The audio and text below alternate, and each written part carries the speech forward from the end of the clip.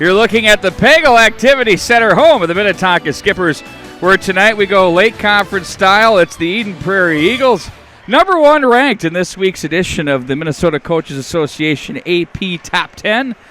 Of course, presented by Let's Play Hockey. And the Minnetonka Skippers ranked number 14 in the Class 2A. These two teams know each other well, Bart Archer, and I'd say you and I know them well, too. We spent a lot of time working these games, and we've seen some of the greatest and some of the ugliest from the Eagles of Eden Prairie, and right now they're playing among their best hockey. The Skippers team really has a strong upside as well. Well, indeed they have, Pete. It is a situation where Minnetonka started to seem to find their groove, and they've run into a bit of a hitch in their giddy up, losing to Edina at Prairie Arena, and then dropping a close one to a very good Holy Family squad. But this is a Minnetonka team that can skate. They'll give you a good effort every night. Whenever Brian Yurich is behind the bench, you know you're going to get a good spirited effort. Going through the starting lineups for these editions, starting in goal for Eden Prairie is going to be Nick Winsick.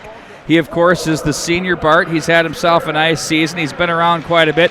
Hunter Johannes will start up front. He's going to be joined by Nolan Sullivan and Jared Blakowiak, a veteran laden squad. And also on the blue line now for the starting lineup will be Andrew Irwin, and he'll be joined by the puck-moving Nicky Lieberman. Well, I think Andrew Irwin took a puck in the ankle during warm-ups, but he looks no worse for the wear, so good to see him represented. Nice sweaters by Eden Prairie tonight, looking very good tonight. Very classy. They got the gray sweaters with black, red, and white trim.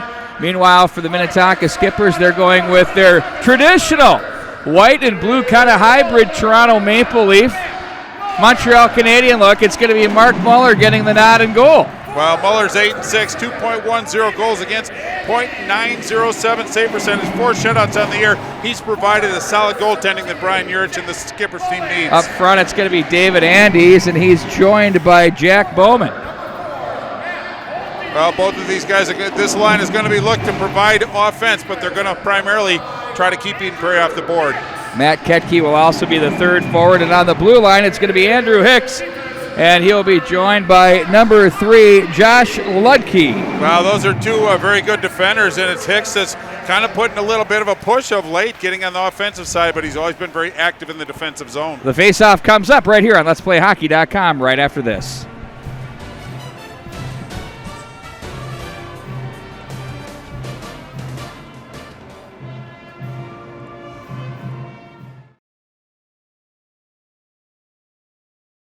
I'm Jason Withy. I'm from Pacific Rink. I love hockey. You know, a couple years ago, I had this idea for a bag. It came out of frustration. I had 4 bags in 2 years. I was sick of it. So I said, well, screw it, I can design a bag. So I talked to some of my teammates, I talked to players, and I came up with what I think is the ultimate hockey bag. We set out creating 2 bags. The player bag was designed for players, by players. We didn't take any shortcuts. I wanted to make sure that this bag would last you a long time.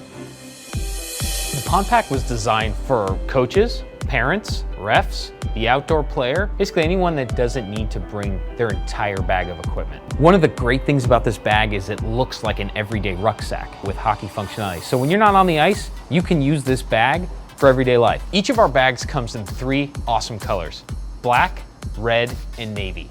We love hockey, and we believe we've created the ultimate pair of hockey bags.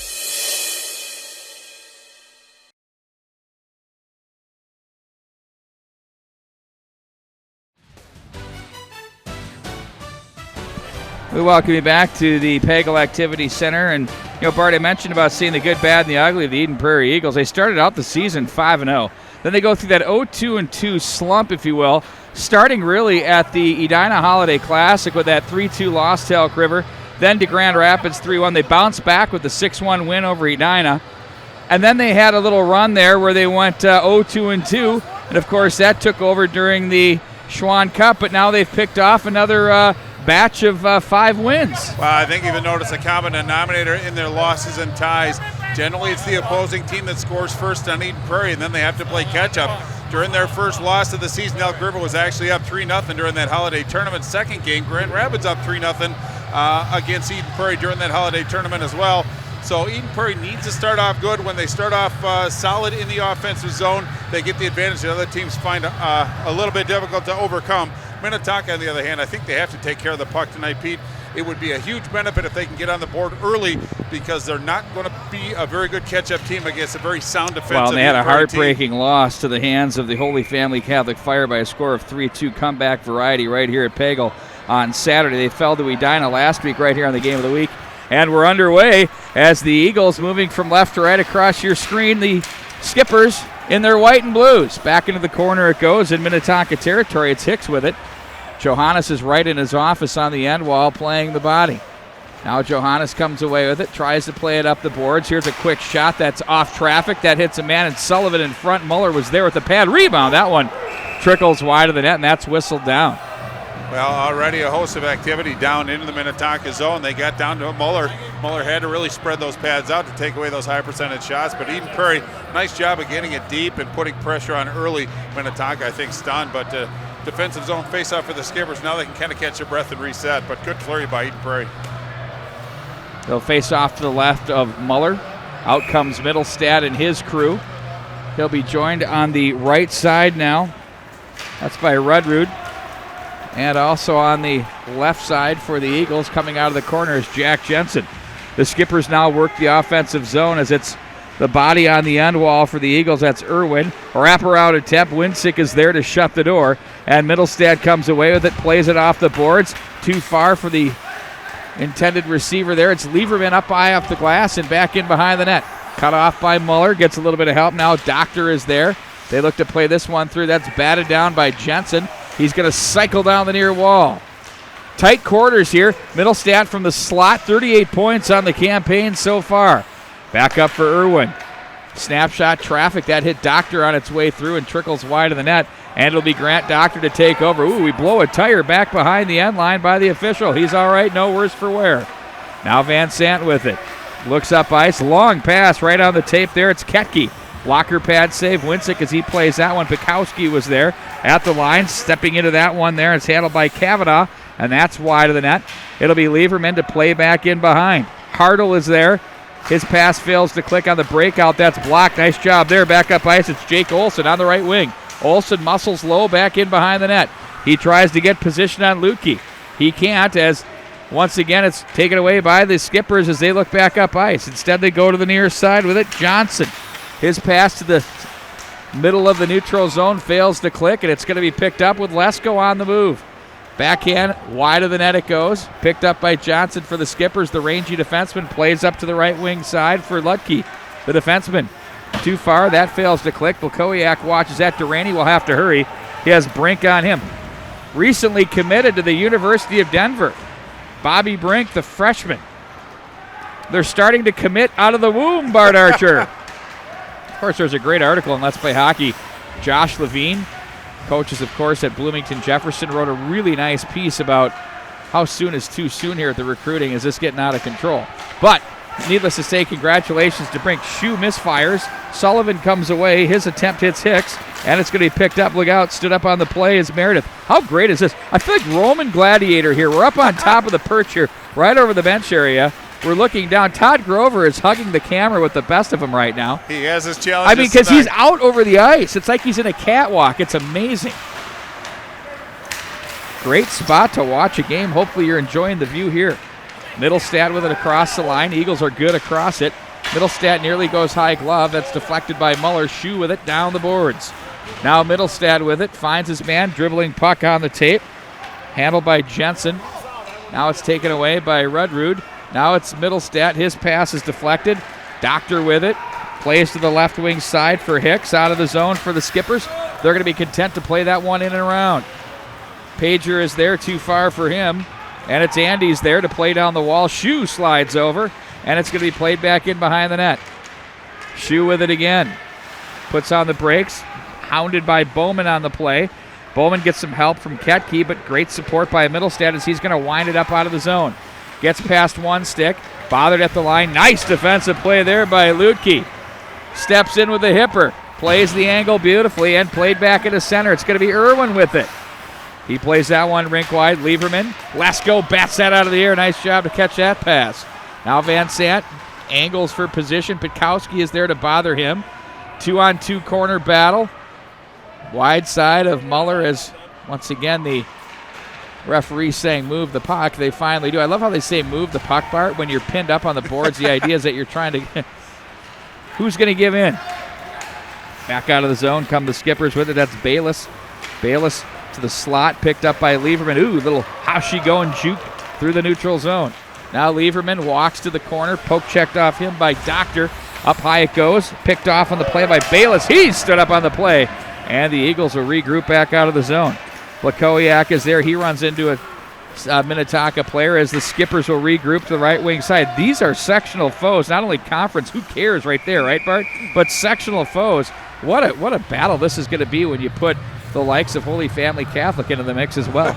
Yeah, we're just 5 minutes into this contest. Really good pace so far. Eden Prairie really pushing the pace up the ice through the neutral zone, but Minnetonka very aggressive going after the puck in the Eden Prairie zone. Eden Prairie's defensemen are going to have to work together because Minnetonka's not giving a lot of space. Face off to Winsek's left. Played back down the wall. Snapper through the slot, deflected away. Hartle was there, but instead it's Elder. And now it's picked up by Johannes out of the zone. He's got Nolan Sullivan up the middle. Johannes wants to muscle to the corner. He loses his angle as Hicks does a nice job there to take away the real estate. Rolling up to the line, Durrani was there, poked off his stick. Nice play by Meredith. Meredith had a great game against Edina last week. He has very good feet and excellent on the penalty kill. Durrani now plays that, Hartle rather plays that ahead. Big check on Jensen as he's met by Lowhite. Skippers look to break out of the zone. In on goal. Batted at there by Muller. Rebound Jensen nearly made something of nothing there. Now it's Lowhite with it. Played back in behind the net. They'll play the right wing. Nice tip pass out of the zone. Here they go. Andy's with it one-on-one now. Blocker pad save. Winsick watches the rebound to his right. That's off the stick of Hicks. Skippers maintain partial possession.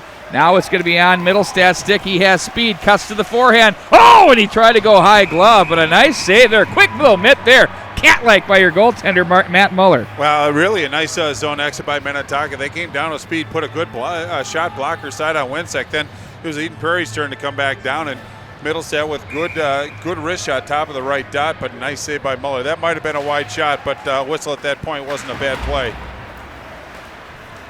Well, that thing was labeled there. You saw the replay by Middlestad. Great job, Brett. Brett Johnson, of course, our director. Such a quick release. Producer. Well, and it's while he's moving and pulling you one way and going the other. In front of the bench area it goes. Sent back in. Pager is there. Set up by Winsick for him. He'll have to hurry up to the right wing side. That's on the tape for Benson. He looks ahead for Olsen, and it's picked off by the Skippers with Bowman. Right wing side on the tape now and played back through traffic. In deep it goes. That's Mitch McGannon, the junior. He'll head to the bench. And it's going to be the Skippers back out, or the Eagles rather, back out of the zone with Shoe off the glass. No ice on the play. Ludke is there. Bart Archer mentioned the pace in his last comment there, and he's absolutely spot on. It's been terrific. Bayless across the line. Nifty pass to the slot. Defended neatly there by the Eagles, and there they come back out of the zone. Now it's Blakowiak. Pulls the puck deep. Runs out of room with Hicks bothering him again. Blakowiak is there. Johannes, the big frame, comes away. Now Sullivan plays this one back in behind. The foot race ensues. Bayless was there momentarily, but the Eagles too good. Irwin, snapper, glove, pad save, rebound, back in behind the net. Now it's going to be Doctor with it. It's a sophomore up to the right wing side for Brink. Here comes the freshman across the line with a possible 3-on-2. Sullivan takes that into a 3-on-3. Great back check by the Eagle veteran center. Now Sullivan has it, protects and holds up at the line, has plenty of time as the Skippers begin to partial change. Lowhite now is going to regroup to the right side. Lutke near side for Van Sant. Lutke takes back over. Quick touch pass to the right wing for Elder. Across the line, snapper. That one's wide of the mark. Van Sant pinches down, shovels back in behind the net. And now it's going to be off the stick and handled. Up the left wing side they go. Jensen. Now it's Irwin. Holds the puck. Angle pass for Middlestad Beauty. Left wing side. Jensen shot. That one deflects wide. Now Middlestad takes over. Van Sant watches him. It's Middlestad controlling. Plays to the corner. Jensen is there. That's off his stick. And it's going to be picked up by Elder. Forced away. Nice forecheck. Hounding by Rudrud. A little help. Nice job. Elder takes over. Left wing side for Van Sant. Clean out of the zone come the Skippers across the line. Van Sant is bothered on the play by Rudrud as they play this down the wall. Middlestad calmly tucks behind the net for Hartle. Touch pass, Jensen. Flutters one to the right wing side. And Middlestad was content to just play that one off the boards. And a big check. Jensen hovers over his prey. Now up the right wing side. It's handled by the Eagles as they play this to the neutral zone. Handled on the puck by Andes. Now it's going to be Hicks. Turned over. Here they come across the line. And that was Bukowski bidding for the Eagles. Boy, his eyes got big on that one, but that whistle blew quickly.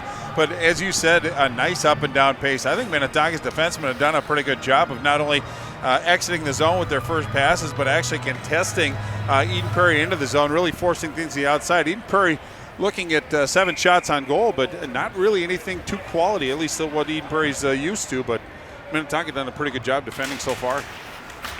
Face-off control by the Eagles as they are stopped at the line. Brink was there.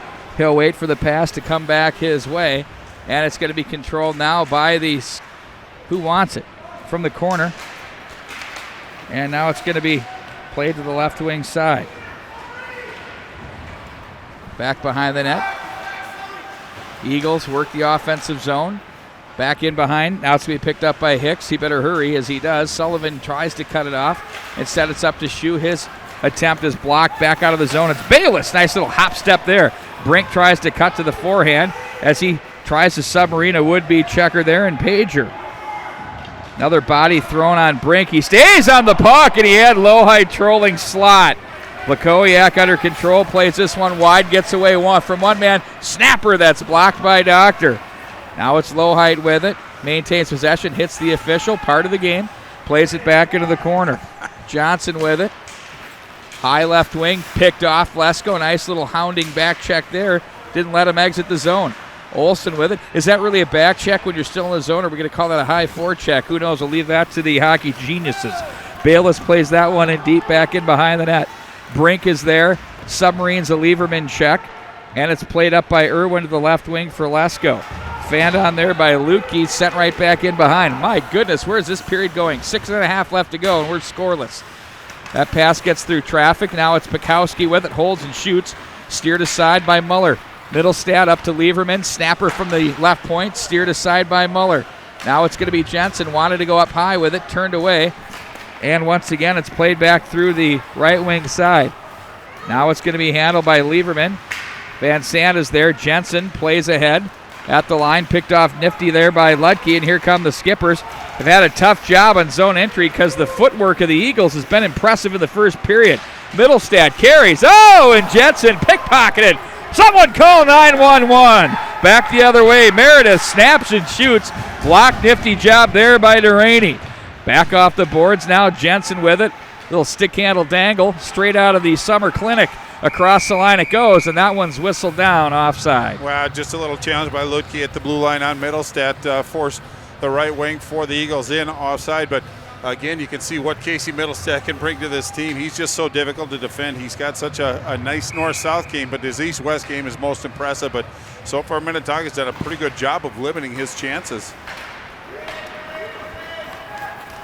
Duraney is there, and again, offside at the line. Ooh, Duraney's not getting up really quick after that one. It was just kind of incidental continuation, but he hit the ice pretty hard. I don't think there's any point of concern, probably just the wind knocked out of him, but hopefully he'll get back up and back to business. He's up now, but you can just see that they went down pretty hard. Ice doesn't give much, but Duraney's one of the tougher customers on the Eagles squad. On it. It's going to be cracking all over the place. But I'm really impressed with the speed through the neutral zone on both of these teams, but it really hasn't migrated to any quality scoring opportunities. Well, the backhand support's been really good for both teams so far. Not thwarting any of those opportunities. Here's Lakowiak with it. A very responsibly played game. Lakowiak turns back, takes a little shiver on Doctor, and they're going to let him play. Shue with it. Oh, look at that. Nearly throws the body check on our official. Let him play. As I said, letting him play. Great to see that Adam Getke, the former Tonka great, phenomenal baseball player, Wayzata American Legion state champion coach, is in the house. There's a snapper that goes up and out of play. The man known as the Gator. This is a who's who of Minnetonka sports lore in this facility tonight. And you know them all, it seems, but really nice play by Sullivan to work his edges, use his strength to get a shot, kind of shallow angle, but Grant Doctor, nice job forcing him outside and ramping that one up and out of play. Face-off outside the zone. Perhaps that went straight out of play, I guess, as it stands, but nice job by Sullivan. No penalty. To work his edges. NHL only. Face-off control by the Skippers as they play this one rink wide. Johnson plays ahead. That's off Irwin. By the way, got to say hello to Scott Giesler, son-in-law of Steve Olinger. He's also the head, or one of the coaches at Prairie Lake, Bart Archer. Nice. Via Winona State, playing a little D2 baseball, now at his alma mater coaching. Great to watch the father-in-law. Little brownie points for you there. Now it's going to be pulled off the left circle. That one wide of the net. Irwin walks down that one. Oh, in on goal, and that was handled by Muller as that one was rattling around between the pillows. Well, that was Andrew Irwin who took that shot. I think it surprised Muller just a little bit, but good position save down on his pads to take away the high percentage shot. But you just see it. A little bit of traffic in front, but just a good fluid motion by Irwin on that one. But again, nice save receiving that one, keeping the second chances out of the reach of Eden Prairie. We're just 4:27 left in this first period. We're still scoreless. In on goal again, Muller makes the save. That was a pretty good shot again by Irwin. Nice tippable shot. See yourself right there, Bart, right at the screen? Oh. See the veterans step out of the way, like yours Right. truly. I was trying to read the graphic that Brett was so nice to put up. Delayed penalty on the play, and it's going to go against the Skippers. Yeah, I think that's going to be a tripping penalty off that face-off. But now we're going to see Eden Prairie. Eden Prairie's power play has struggled a bit of late. They're scoring a lot of 5-on-5 goals, but 19.4% power play for this Eden Prairie Eagle squad, an impressive 88.2% penalty kill for the Minnetonka Skippers. But what a great opportunity for Lee Smith. Shots on goal so far, Eden Prairie with 12. Minnetonka only with 5, and of those 12, probably 2 or 3 have been pretty decent quality. They're going to get some good looks now and rely on Muller quite a bit. Puck goes to the corner now. It's controlled by the Skippers. Played back up to the line. And handled once again by the Eagles. Open door. They score! Oh, Johannes lets us know it, too. It's 1-0 Eagles. Well, Johannes has been one of the hotter goal scorers for the Eden Prairie squad. Won the faceoff back to Lieberman. Got it over to Middlestead. Kind of spread things out a little bit. Then he went against the grain back weak side. And it was Johannes to put it into a yawning goal. It was all about that battle. It looked like I thought for a second there that McGannon was going to come away with it. Then he gets bumped by Sullivan. See that right there? That forces a body position change. And a nice win by Sullivan, who gets that out to Lieberman. And then they let the puck do the work for them. Nice job, Bart, off the back door for Johannes. Look at that. Quick release, and it's 1-0. Pad save by Muller. Always important to make the first one after a goal. Eagles, number 1 ranked in the state against number 14 Minnetonka, hold a 1-0 lead with 3 minutes and 46 seconds to go here in the first period. At the line, now it's going to be Minnetonka out of the zone with Lowhite. He's going to carry to the right circle, buzzes that one wide of the mark. They converge off the near boards. It's going to be Middlestad with it. Pickpocketed. Nice little play by Ludke. And that one will be whistled down offside. Heavy hit into the wall. Love that. Well, you're going to have to kind of bring the physical aspect, but you're going to have to challenge at the blue line. Nice stick check by Ludke on that one. Seeing Middlestad coming down, they had the numbers matched up, so he was available to take and make that challenge at the blue line. But if you're Middlestad, you have to kind of be aware of that stick zone of the defender. And if there's anybody that's aware of it, I'm sure it's him. But really nice play by Ludke. Shots on goal read 13-5 now in favor of Eden Prairie as that category is beginning to mount. The possession time has been pretty favorable for the club in gray, black, and red right now. But Minnetonka has been formidable here in the early going of the first period. Puck is cleared up to the right wing. There's a quick shot that's thrown in by Durrani. Pikowski looks for Olsen. That one fails to click. And now it's going to be Pikowski again. Handled by Hartle. Hartle scores! From the left point, he wires one in for the 2-0 Eagle lead. Well, and I don't know if Muller actually saw that one, Pete. There was a lot of activity, but it was Anders Johnson, the defenseman for Minnetonka, that lost his stick. Created a little bit of confusion back there. But there you can see kind of a bit of a harmless shot. Good release, but it looked like it was by the goaltender before he had a chance to see it. Minnetonka's done a good job of giving their goaltender sightlines. Eden Prairie took advantage of that breakdown. It almost looked like it dipped on Muller. He was thinking it was coming higher, and then he had to kind of regroup and find it down low. Now Ludke with it. He'll regroup for the Skippers. 2 late first period goals here by the Eagles. 1 on the power play. 1 even strength marker. Give them the 2-0 lead. Off the stick of Pager from his own corner. And it's going to be controlled by the Skippers. Nice forecheck by Bowman. He's going to cycle back in behind. Ketke looked to play that one. Johannes is there. And it's going to be Vuklowiak back through center. He has such confidence on the puck, but not impressed on that was Bowman as he shuts him down. At the line now, Bowman gets it. Nice little pass from Ketke just offside as the Skippers looking to respond here late in this first period, trailing 2-0. Well, Bowman took a pretty good angle on that one. He's a third-year varsity player. He's got a nice two-way game, but he does take pride in the defense, and whenever you can get a two-way player that's a leader on your squad, other people are going to feed off that. But really a nice job by Bowman. Be sure to check out the Let's Play Hockey edition online right now in the papers, at the rinks, and sporting goods stores. The Ms. Hockey 10 semifinalists have been announced, as have the 10 senior goaltenders of the year. Here we go. As well. Rudrud with it. Turned back up ice. It's going to be handled by Lohheit as he gains the line. Lohheit tries to get away from one man. That's Pager as it's played down the boards. Jensen clears but not out. In on goal. Winsick working a little Marty Brodeur in on the goal line there, but makes the save. Yeah, indeed he did. He tracked that puck quite well, but Minnetonka pretty nice in transition. Came back with some speed. Eden Prairie, nice defense. Not a great shot on goal, but again, a positive and some offensive zone time for Minnetonka. They're going to have to build on this speed. Again, just 6 shots on goal in this first period at home. Obviously, Brian Urich needs to get his squad in the Eden Prairie zone, put some pressure on Winsick in goal. 2:06 to go. They're going to toss them both. Johannes steps in now, and he'll be joined by Elder. And it's a 50-50 puck. The Eagles will play up the rail. Johannes tries to poke that to safety. Works and plays that one in deep. Ludke is there. Now it's Sullivan. Ludke bothers him. And now it's Johannes. Sullivan again. And the Skippers will look to break this out of the zone. Nice little quick house going off the boards there. And here comes a foot race. Poked away by Winsick. On the stick of Elder. Looks to the goal mouth area. And Johannes is going to go. Takes an extra little shiver there on the oncoming Meredith, and that's how you let clubs back into the game, my friend. Well, 1:33 left in this first period.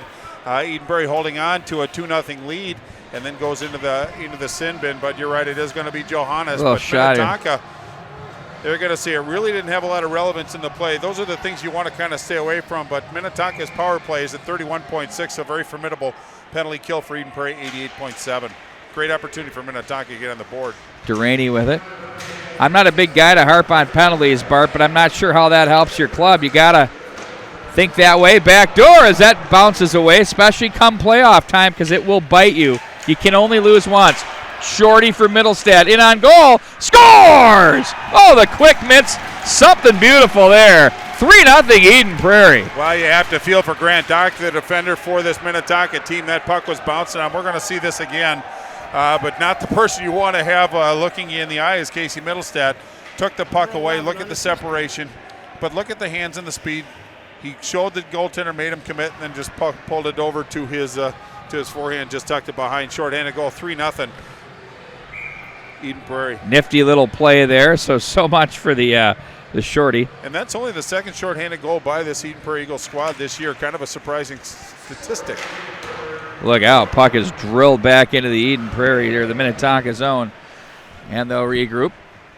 Do the Minnetonka Skippers out of the zone. Left wing on the breakout it goes. Long pass intended and received by Ludke.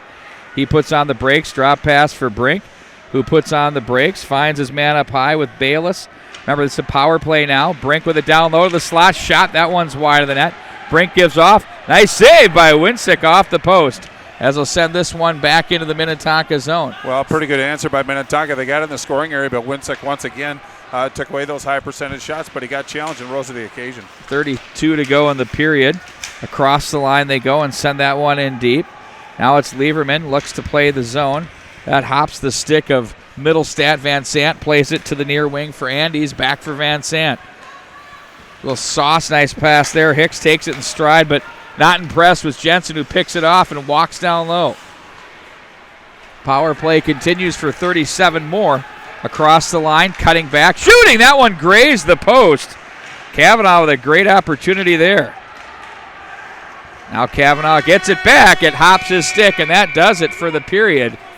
27 seconds will remain in the power play for the Minnetonka Skippers, as they'll need to go to work as they trail by a score of 3-0 after one period. Well, Eden Prairie's a very good front runner, so obviously going into the locker room, this Skipper team has the challenge in front. The benefit is they get to start the second period with a man advantage. If they can win possession, look at what it did for Edina last week against this very same Minnetonka Skipper squad. It gave them a little bit of energy, gave them a little boost, but gave them something positive. But I've been very impressed with, even though they put a 3 spot up on the board, Minnetonka's defense has done a pretty good job of keeping Eden Prairie at bay. But when Eden Prairie gets that opportunity, they've been cashing it in. But good period by Eden Prairie Eagles. We'll take a timeout as high school hockey continues right here on Let'sPlayHockey.com. The Eagles 3 and the Skippers nothing. AAA hockey players, the Northland Hockey Group has northern Minnesota covered, with 4 teams in the northern part of the state, including the Red River Pike in the northwest, the Bemidji Loons in the north, the Iron Range Blast on the range, and the Great Lake Skulls in the northeast. The Northland Hockey Group will put your child in the hottest sublimated jersey in the AAA field. With 4 tournaments and an all-star game, the Northland Hockey Group will be the highlight of your child's summer. Check out all team locations and tryout times at northlandhockeygroup.com.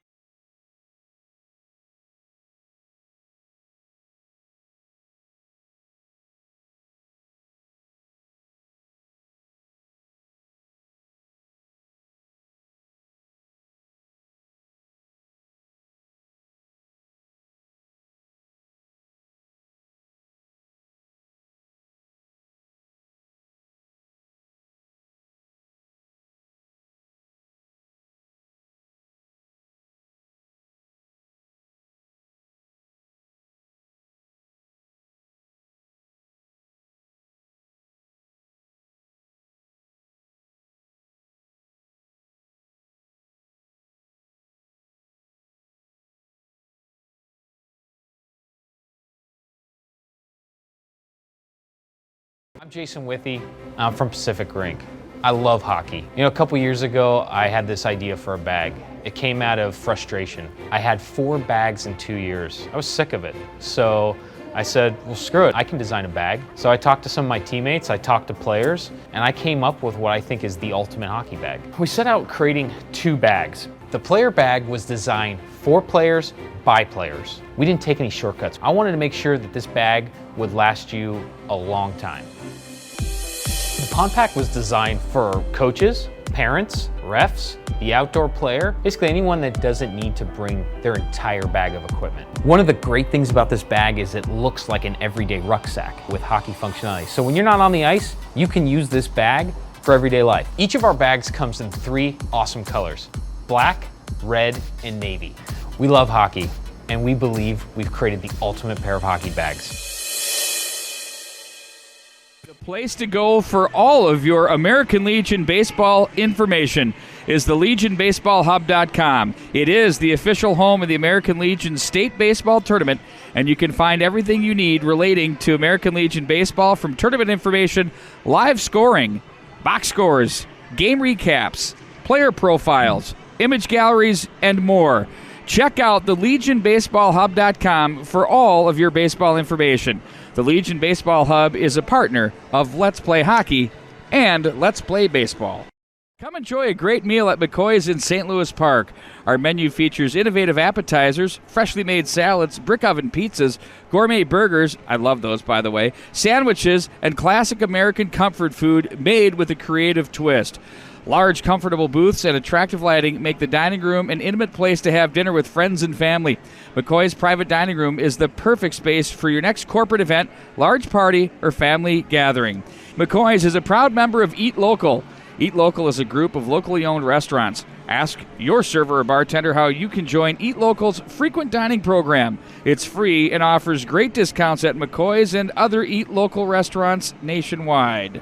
And finally, don't forget to join us for our ever-popular weekday happy hour, Monday through Friday from 3 p.m. to 6 p.m. We also feature late-night happy hour, Saturday through Thursday from 10 p.m. to 12 a.m., and great late-night menus served until 12 a.m. every night of the week. That's McCoy's on Grand Avenue in St. Louis Park. AAA hockey players, the Northland Hockey Group has northern Minnesota covered, with 4 teams in the northern part of the state, including the Red River Pike in the northwest, the Bemidji Loons in the north, the Iron Range Blast on the range, and the Great Lake Skulls in the northeast. The Northland Hockey Group will put your child in the hottest sublimated jersey in the AAA field. With 4 tournaments and an all-star game, the Northland Hockey Group will be the highlight of your child's summer. Check out all team locations and tryout times at northlandhockeygroup.com. We are between periods of the Let's Play Hockey Game of the Week, and we're joined by True Hockey's Jason Kasuris. You are a part of a company that is a growing hockey equipment manufacturer, and you have some great stuff. Jason, can you tell us a little bit about your company and how it's growing? Well, essentially, we've been in the hockey market for a very long time, actually, close to 16 years. But we haven't been branded as True. We've been building hockey sticks for multiple other manufacturers, pretty much any of the manufacturers that are out today, and have actually come and gone. But we've been building their sticks, just labeling them with their logos and everything like that. But about 3 years ago, we decided, hey, let's build our own brand. Let's stop making for others and really be innovative. We want to bring products to the market that still stay traditional to the hockey consumer, but with added perks, with added technology that's going to improve the product, improve the player. So with that, we've kept in the sticks. We've now introduced a glove line in our Z Palm offerings that you can change out the palms to increase performance, but also change the durability aspects. There's multiple different things that you can look at with our gloves. We will be introducing pants in 2017. Also, just as a growth aspect, we just recently last week announced the purchase of VH footwear. So we are getting into skates. We're growing the brand as much as we possibly can, but we're doing it strategically. It's not where we're just bringing everything all at once and trying to flood the market with all of our equipment. We want to be innovative. That's our biggest thing. We want to be a high-end company that looks at ways to make a player better, make our products better, not just be a Me Too company.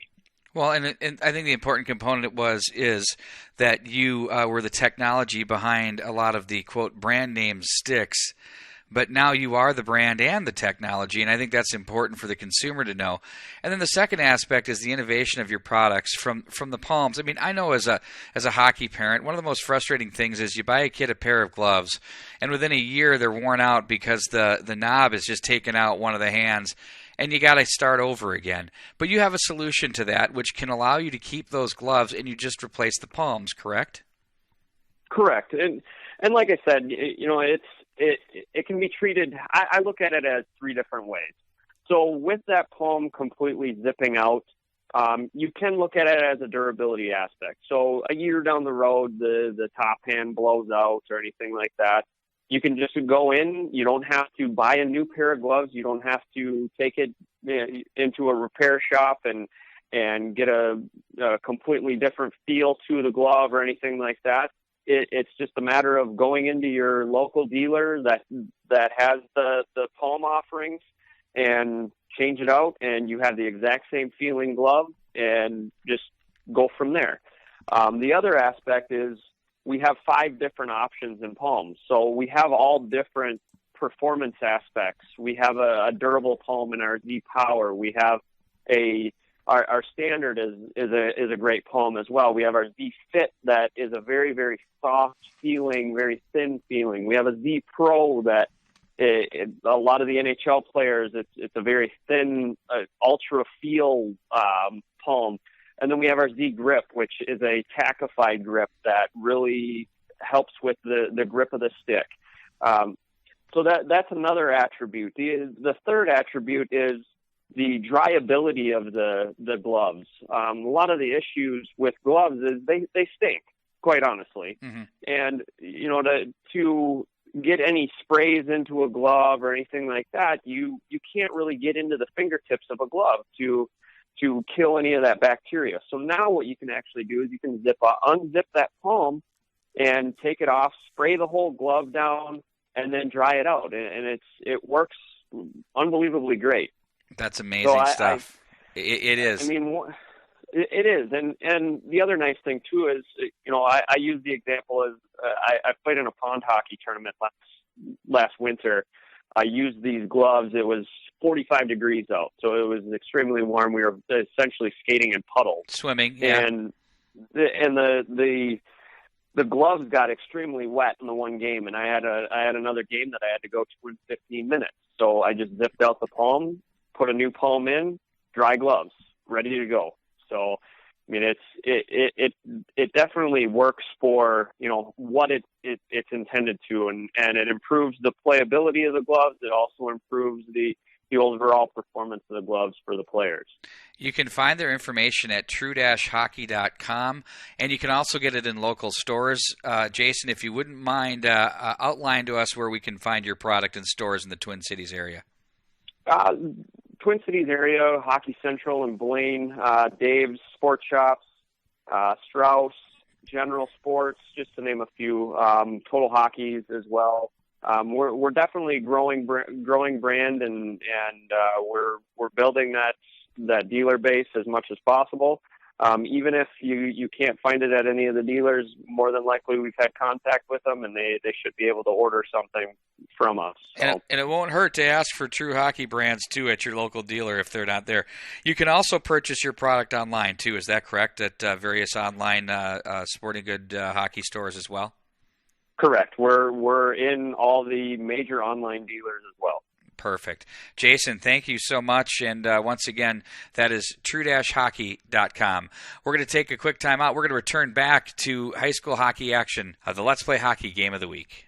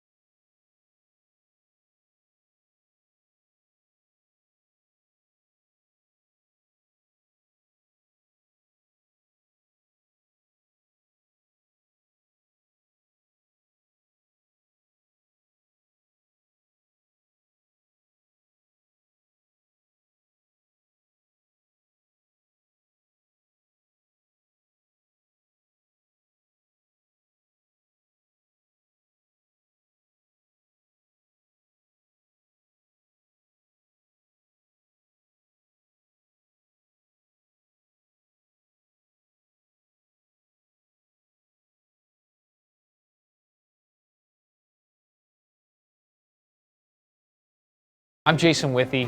I'm from Pacific Rink. I love hockey. A couple years ago, I had this idea for a bag.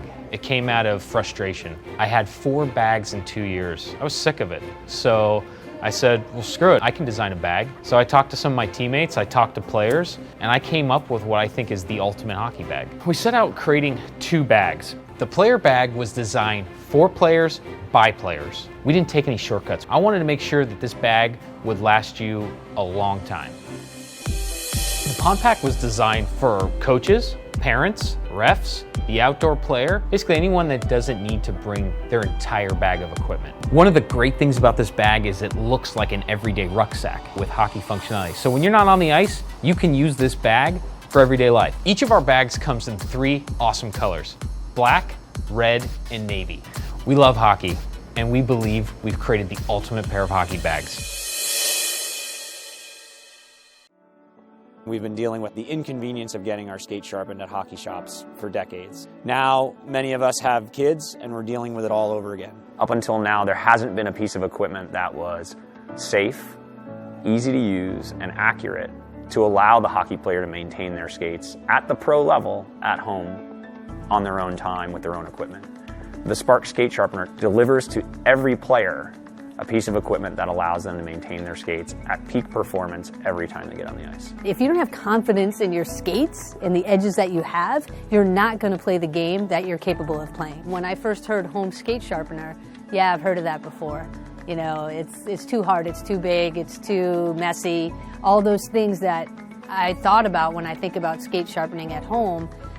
That's not what this machine is. You push a handle, you stick your skate in it, you push a button, and 2 minutes later you have a sharp skate. I think that it's just one of those things that people have lived with till now, because there was no other solution. To me, I think this is exciting because it changes all of that.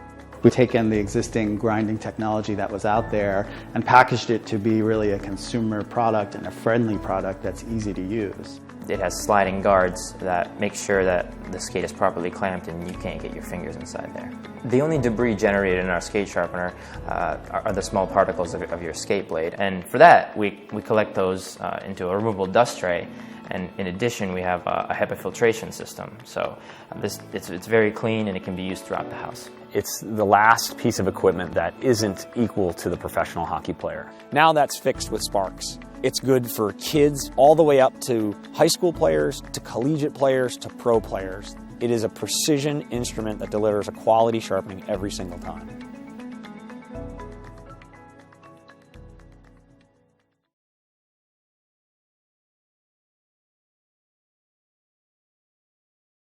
The place to go for all of your American Legion baseball information is the LegionBaseballHub.com. It is the official home of the American Legion State Baseball Tournament, and you can find everything you need relating to American Legion baseball, from tournament information, live scoring, box scores, game recaps, player profiles, image galleries, and more. Check out the LegionBaseballHub.com for all of your baseball information. The Legion Baseball Hub is a partner of Let's Play Hockey and Let's Play Baseball. AAA hockey players, the Northland Hockey Group has northern Minnesota covered. With 4 teams in the northern part of the state, including the Red River Pike in the northwest, the Bemidji Loons in the north, the Iron Range Blast on the range, and the Great Lake Skulls in the northeast. The Northland Hockey Group will put your child in the hottest sublimated jersey in the AAA field. With 4 tournaments and an all-star game, the Northland Hockey Group will be the highlight of your child's summer. Check out all team locations and tryout times at northlandhockeygroup.com.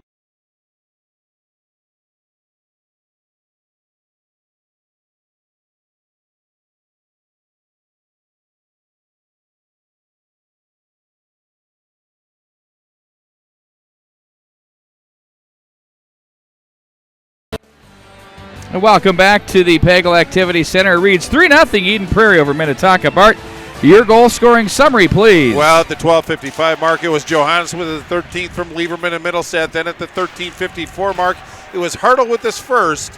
And then at 15:47, a nice individual effort by Middlestead, scoring his 14th shorthanded. That's where we stand right now. Shots on goal, Eden Prairie 15, Minnetonka 7. Power play continues now for 15 seconds. Thank you, Bart Archer. On-air production meeting there. That one too far and spun down the ice by Irwin in on goal as Muller makes the save. You know, we've got these little things, and these guys walk by like this is just absolute no problem. We are going to get unplugged tonight by some rube. I can guarantee it. Without question. Would you agree, Brett? Oh. Why put up the police tape?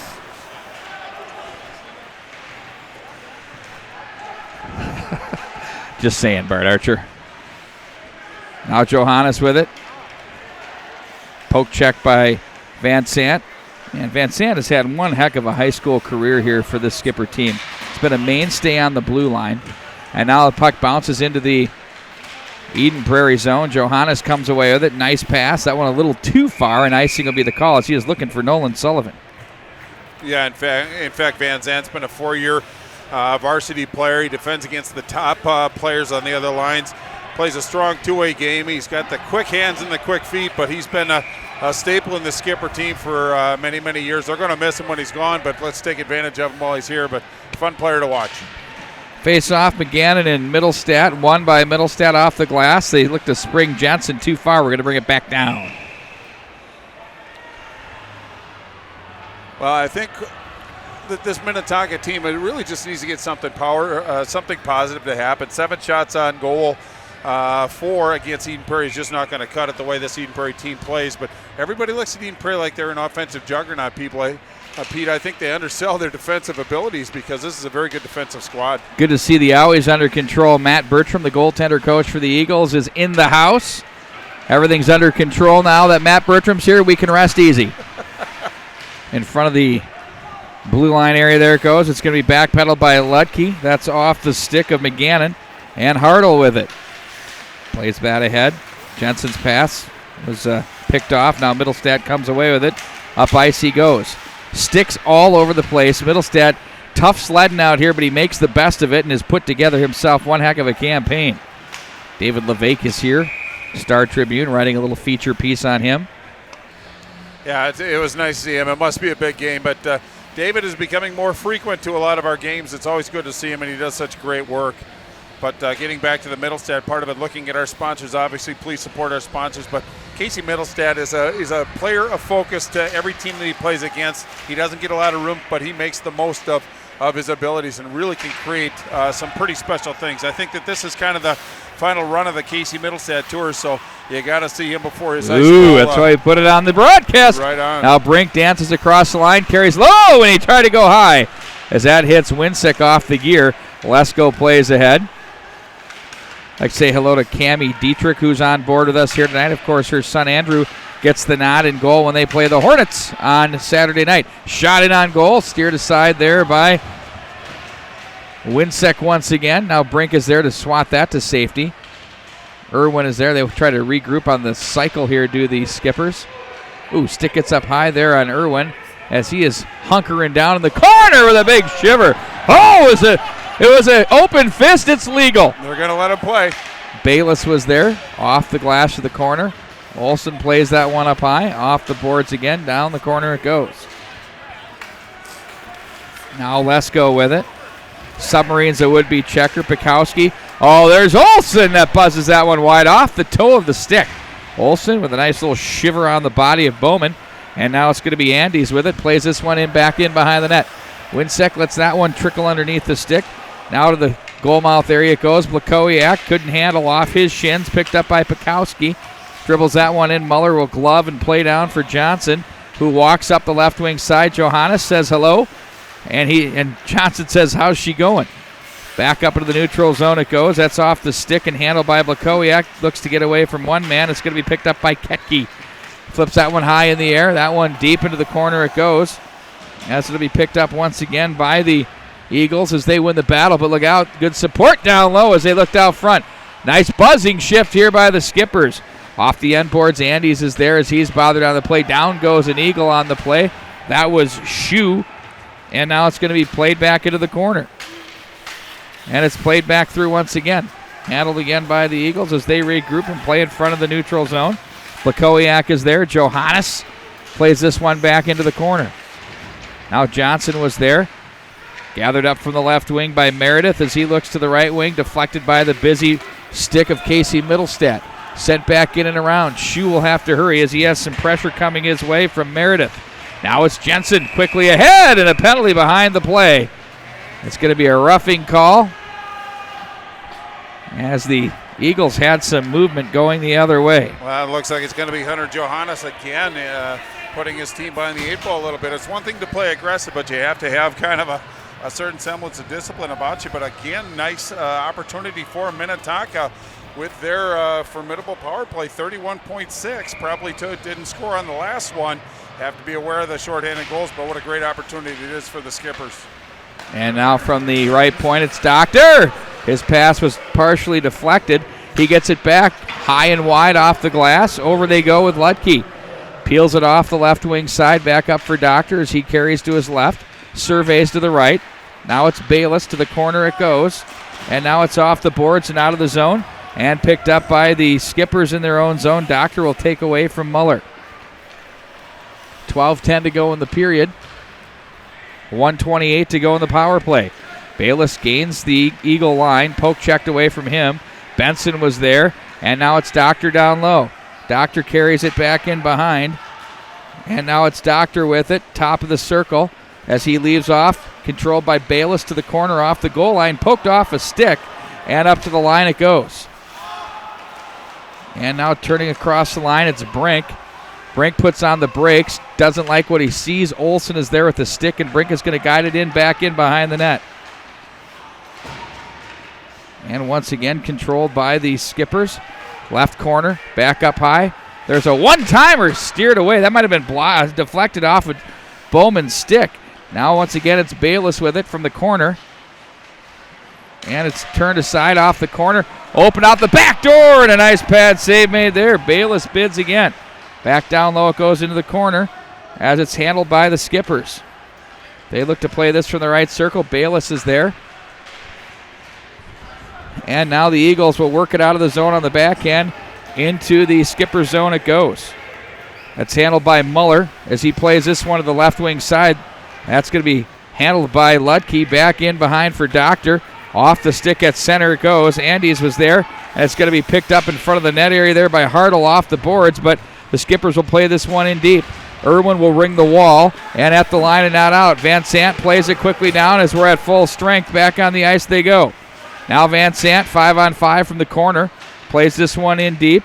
Controlled again by the Skippers. That one's turned over and picked off out of the zone. Here come the Eagles. That was Rudrud with it, and it's sent right back in. Don't forget to follow us on @Let'sPlayHockey. @Let'sPlay_hockey on Twitter, of course. Plenty of stats, highlights, and more. All your news and information from one of the great traditional publications in hockey, Let's Play Hockey. Brian Zolman, the owner, doing a great job with that. The Expo coming up at the state tournament. Turning this one back up ice, it's Elder. They cut to the forehand. That one wide. Winsick was there, and it's going to be picked up and out of the zone. Middlestad plays for Jensen off his skate, and now it's going to be handled by the Skippers in their own zone.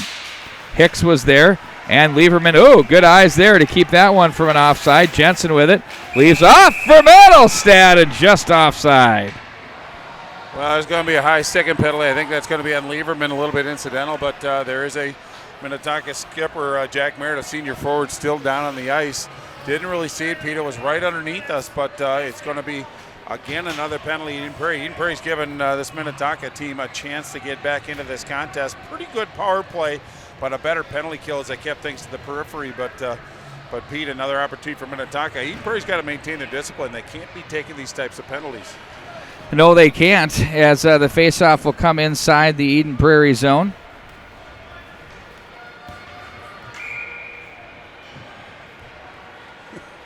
It'll be Bowman to take the draw for the Skippers. Bayless was there, picked off by the Eagles as they send this one back into Minnetonka territory. Muller will set up behind his own net, and it'll be the Skippers to play. Doctor and his team trail by a score of 3-0. They have a power play now with 9:23 to go in the second period. And icing will be your call, just by a fraction there. Well, not what you want. It was just a misfire between Doctor and Bowman. Bowman, a right-handed shot on the left side. I think it just kind of got into his skates, went all the way down. But obviously not what you want if you're Brian Urich, to get a own zone faceoff being on the power play. But they seem to have pretty good positioning and speed. But these are the little things that can keep you from having success or sustained success. And I think that's been a little bit of Minnetonka's Achilles heel so far. That was played in off a pair of shins. Now it's going to be down the line for Ludke. They put on the brakes. Now it's Van Sant, walks along the line with it. Van Sant plays this one down. It's going to be handled once again by Bayless. Oh, nice job up high as that's deflected away by Johannes. Terrific penalty killing maneuver there. Quickly ahead for Brink. That's onside across the line, and he runs into the official again. Back through center. I think it's time to get out of the way. Jensen across the line. When it's happening more than once, I start to wonder. Now it's going to be Middlestad with it from center. Was that a little harsh? Well, it just happened at the worst time. Well, Minnetonka finally gets the break they were looking for. You got to move. You got to be able to move if you can't. Time to move. Time to do the Bantams. He's being a little more active now at that point. Middlestad with it. Pickpocketed at the line. Turned over. Andy's shot. Winsick has made some really terrific positional saves. Got the blocker pad calmly up on that Andy's opportunity there. And pulls that one. Yeah, he did an exceptional job of hanging on to that rebound. But again, a quick whistle. He did not have the puck secured or covered. But there you can see it. He tried to get out of the way, but it just didn't work. Misfired on the pass boat. A great opportunity. Thwarted by, he by showed the referee. And then he went to the... It was a 2-on-0 that turned into a 2-on-1. So well defensed. And then he went to his linesman to look for a little reassurance, and he wanted nothing to do with it. No, he threw his hands up in the air okay. No, he threw his hands up in the air like, what did he run into me for? Right. He had a straight angle to the net. But you have to feel for the skippers, but those are things that happen. You just have to kind of move on. But it's then the part of the game, too. right, Bart? What I always say. But that was a 2-on-0. It's just absolutely doesn't mean you have to like it. I don't think I've ever seen it in my life. Well, we're not done yet. We still have a lot of hockey to be played. Oh, God. Oh, the humor here is rolling. I'll tell you, that's off the stick of Kavanaugh. Not funny if you're a Skippers fan, no, though. Not at all. I'm going to ask Lee Smith if his best defenseman was the official. Looking to clear once again. Skippers control on the power play, turning and shooting. Johannes was there, controlled once again out of traffic. Now it's the Skippers with it. Wanting it back is Hicks. He gets it. Back to full strength are the Eagles. Hustling back into the play was Grain. That one is turned aside, into the near side it comes. Out of the zone, it's Grain with it. Good wheels. In on goal, Muller! Man, that's the first puck he's handled in a while. In heavy to the net they go. Nothing doing there. Well, Grain might not be a familiar name, but the young man can fly. Number 22 in the silver. But there you get a look at that replay one more time. Boy, your heart just has to go down or has to go out. Bobby Brink, just a freshman, trying to make a play for his team and stopped by the referee. His position was pretty good. His footwork was pretty good. I thought the spacing was even better by the defense. All right, we'll let that one go now. We're done with that one. Lieberman plays that down the board. Brett's laughing still. He loves it. Now Lieberman with it. Gets away from one man. Carries it low to the slot. That one fails to click. Now Irwin, snapper traffic. In on goal. Reaching across is Muller as they pile up in front of him and will face off to his left with 7 minutes and 6 seconds remaining here in the second period.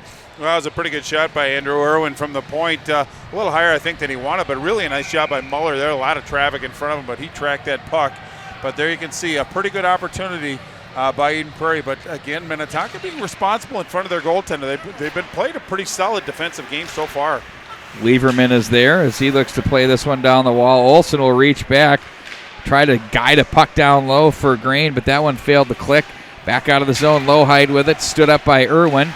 And now it's going to be muddy time in the neutral zone as there's a penalty coming up.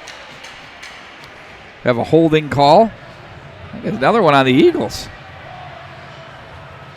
Well, again, another great opportunity, but the referee's starting to get a little bit involved, and I think that's going to be Andrew Irwin, the person that we just spoke of, going to take a holding penalty. That's 3 penalties in a row for Eden Prairie, and it's really got to wreak havoc for Lee Smith on that one. Yep, took got the hands the arm off in. The stick, yep. Right? Not a difficult call to make, but they're really messing with Lee Smith's continuity of his rolling over of his lines. A lot of people kind of missing some ice time, so that's why I want to stay out of the box. Well, it's been fair to say, Bart, from the start of this period to now, with the number of penalties, the puck's been in the Eden Prairie zone quite a bit. Now it's the Skippers to play this one through. Lutke is there, who plays it up the right wing side. Now across the line with Bayless, puts on the brakes. Plays it up high. Doctor gets it back. Didn't like his angle. The big frame of Johannes in the way. Bayless, and guess who's there? Johannes cleared, but not out. Doctor, calm pass. Lutke with it. Backdoor for Bayless. Rolls on him for Doctor. Back down low they go for Lutke. Again, try to force one through. And the man known as Nolan Sullivan. Sully was there to make the play. Well, he did a nice job at jumping the route. You can't be too here we go. Here we go again. Brink once again. Cuts back against the grain. Plays this one down low for Bayless, who walks in along the end line. Bayless puts on the brakes, watched by Lieberman. And now they'll go back door through traffic. Up high it goes for Doctor over the top of the goal.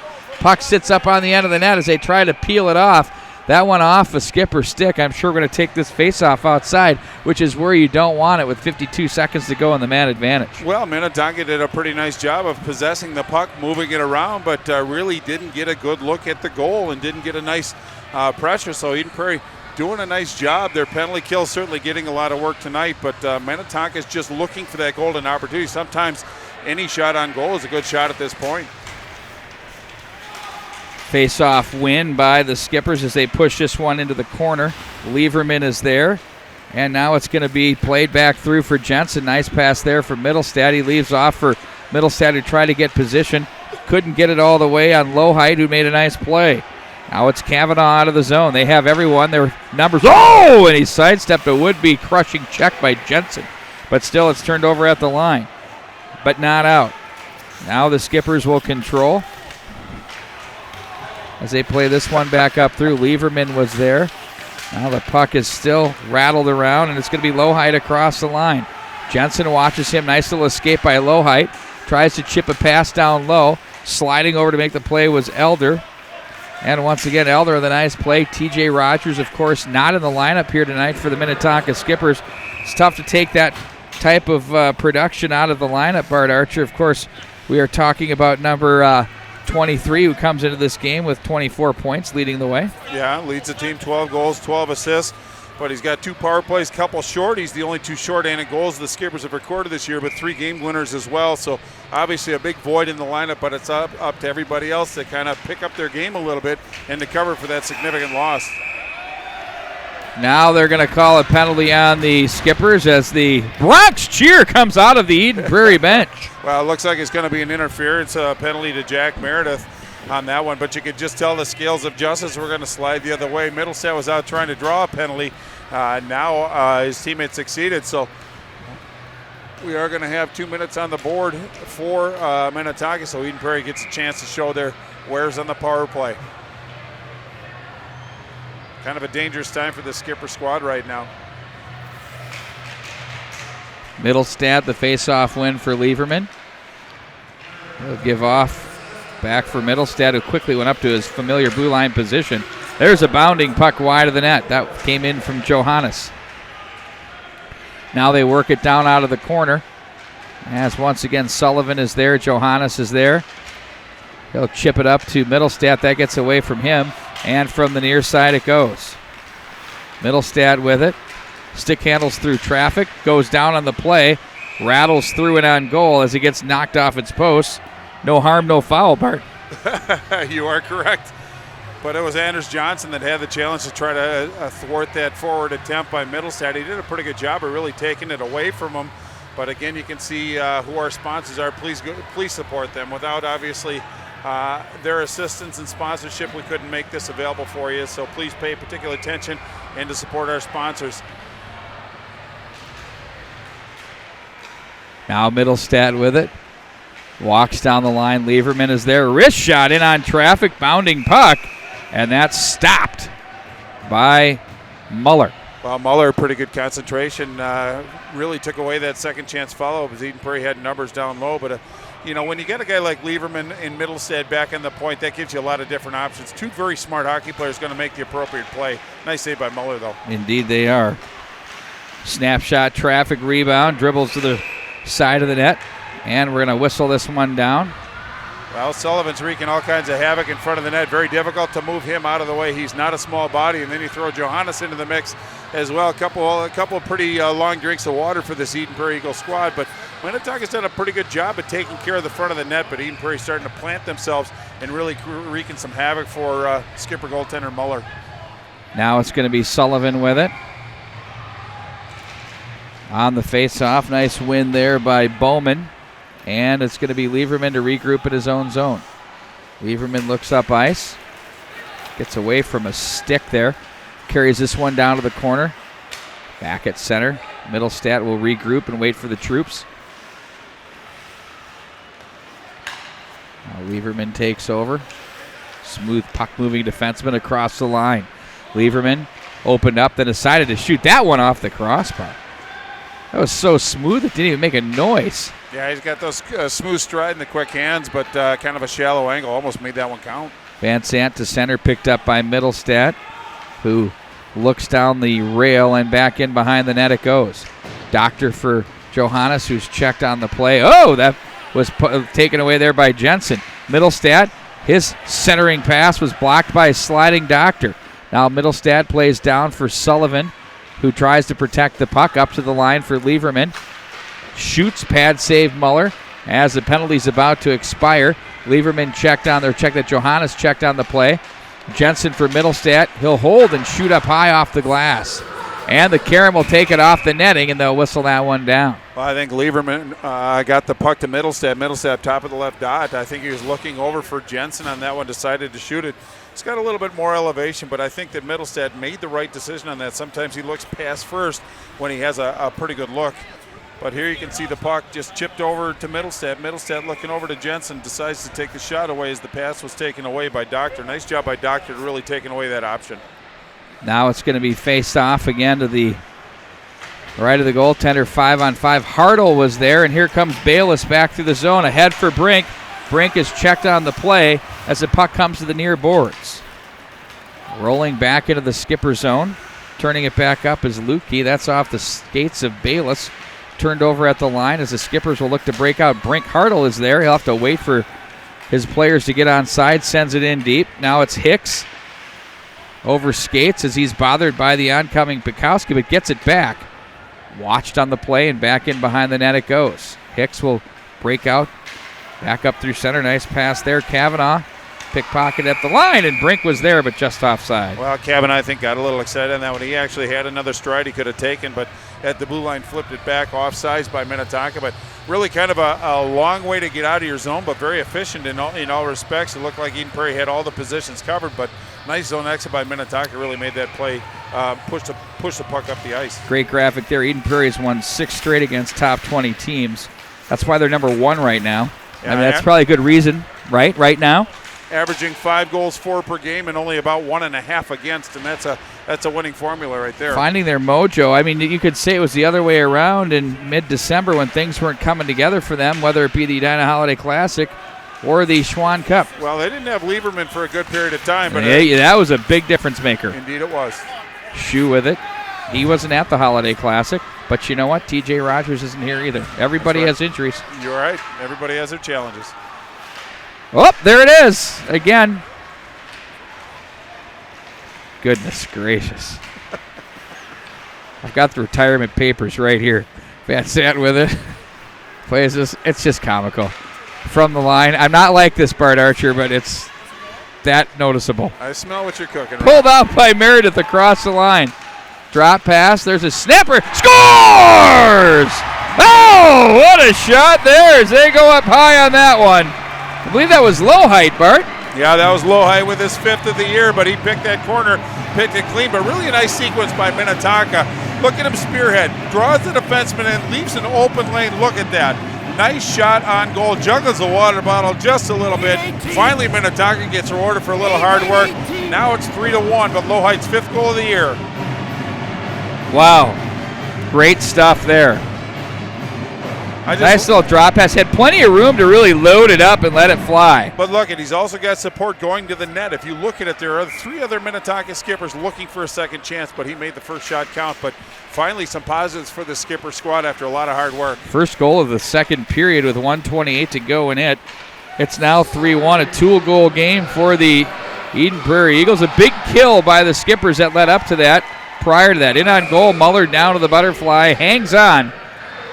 And he'll reset in his own zone once again. Well, Minnetonka's got some pretty solid special teams, and sometimes if you can kill off a penalty against 5 very talented Eden Prairie Eagles, it'll give you a little bit of energy, give you a little momentum, but they made the right play. It was a really good sequence by Minnetonka. They're going to look to mimic that to close this period. Just 1:15 left in this second period. Lieberman off the draw. Nice pad save. He goes pinball flipper there. Does Muller. That one gets under the stick of Irwin. By the way, don't be afraid to check out the highlight package. That'll be posted on YouTube. And then also you have the game replay of this if you've missed most of it or want to relive it. And why wouldn't you? Absolutely. But a late conference, another fine late conference game. But Minnetonka showing some life. Just 1 minute, 1 second left. Both teams are going to want to finish very, very strong. But what we've seen as a common denominator this year is either scoring a goal or giving a goal up with a minute remaining.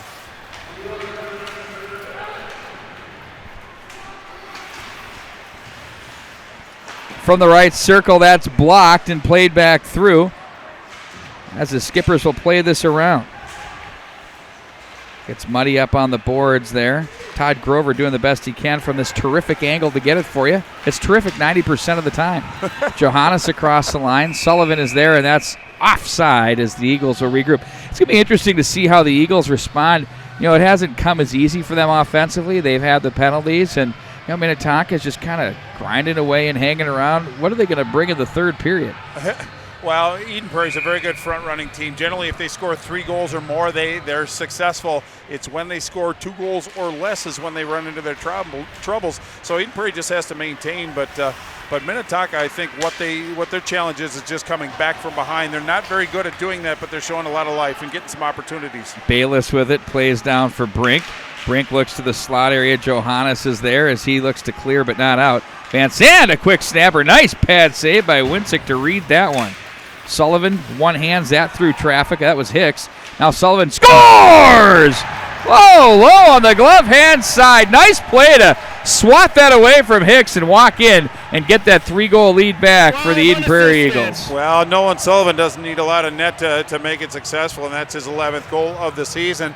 But it just seemed like Muller a little bit farther back, I think, in his crease than he wanted, But boy, just a pretty good play shot by Sullivan. He's done that many times before, but that's his 11th goal of the year. Now the advantage is back to 3. Just 7 seconds left in this period. Kind of a heartbreaker for Brian Yurch and the Skippers when they started to kind of get some mojo. Muscled through traffic. One last chance. Pad save and a big one. As that does it for the period. The Skippers did not go quietly there to close out the period, but nonetheless they exchange goals, and the score reads 4-1 in favor of the Minnetonka Skippers. We're going to take a timeout. When we come back, we're going to have more as high school hockey continues right here on Let'sPlayHockey.com.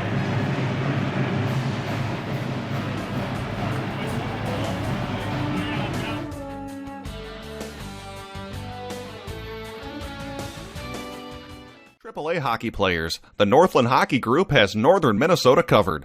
With 4 teams in the northern part of the state, including the Red River Pike in the northwest, the Bemidji Loons in the north, the Iron Range Blast on the range, and the Great Lake Skulls in the northeast. The Northland Hockey Group will put your child in the hottest sublimated jersey in the AAA field. With 4 tournaments and an all-star game, the Northland Hockey Group will be the highlight of your child's summer. Check out all team locations and tryout times at northlandhockeygroup.com.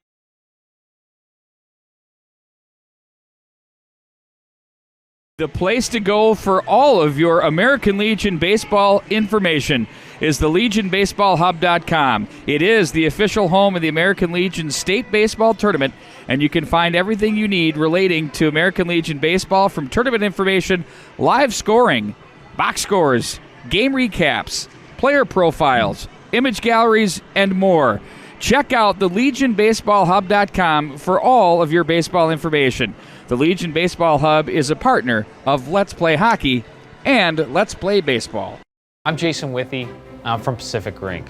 I love hockey. A couple years ago, I had this idea for a bag. It came out of frustration. I had 4 bags in 2 years. I was sick of it. So I said, well, screw it, I can design a bag. So I talked to some of my teammates, I talked to players, and I came up with what I think is the ultimate hockey bag. We set out creating 2 bags. The player bag was designed for players, by players. We didn't take any shortcuts. I wanted to make sure that this bag would last you a long time.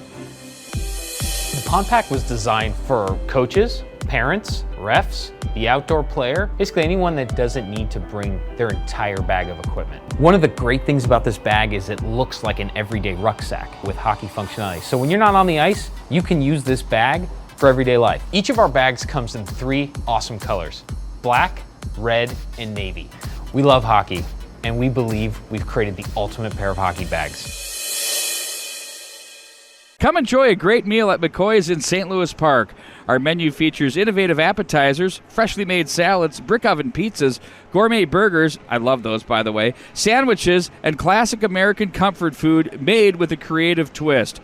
Large, comfortable booths and attractive lighting make the dining room an intimate place to have dinner with friends and family. McCoy's private dining room is the perfect space for your next corporate event, large party, or family gathering. McCoy's is a proud member of Eat Local. Eat Local is a group of locally owned restaurants. Ask your server or bartender how you can join Eat Local's frequent dining program. It's free and offers great discounts at McCoy's and other Eat Local restaurants nationwide. And finally, don't forget to join us for our ever-popular weekday happy hour Monday through Friday from 3 p.m. to 6 p.m.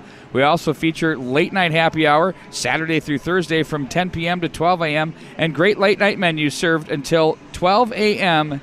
every night of the week. That's McCoy's on Grand Avenue in St. Louis Park.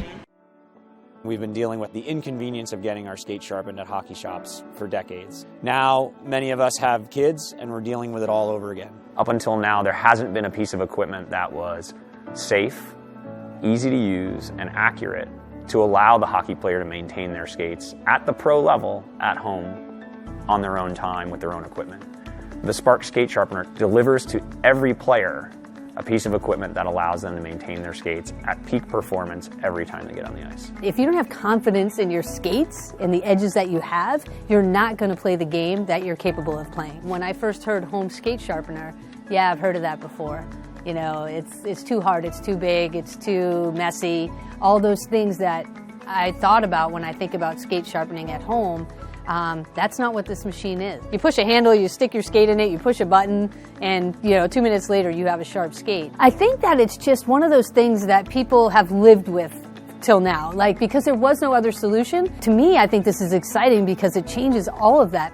We taken the existing grinding technology that was out there and packaged it to be really a consumer product and a friendly product that's easy to use. It has sliding guards that make sure that the skate is properly clamped and you can't get your fingers inside there. The only debris generated in our skate sharpener are the small particles of your skate blade, and for that we collect those into a removable dust tray. And in addition, we have a HEPA filtration system. So it's very clean and it can be used throughout the house. It's the last piece of equipment that isn't equal to the professional hockey player. Now that's fixed with Sparks. It's good for kids all the way up to high school players, to collegiate players, to pro players. It is a precision instrument that delivers a quality sharpening every single time.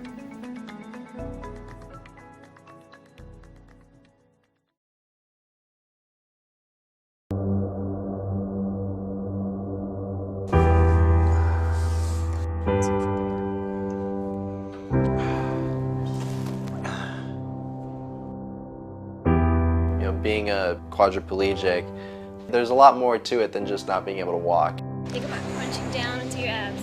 Good. There's also the loss of more intimate functions such as sexual function, bowel bladder function, and also very vital functions such as body temperature regulation. So you're basically relying on somebody else to be your able body, and that can be humiliating. Psychologically, this is absolutely devastating. It takes a toll. It's draining, and especially when you grow up being an athlete and competitive and whatnot. You've lost the things that you've loved.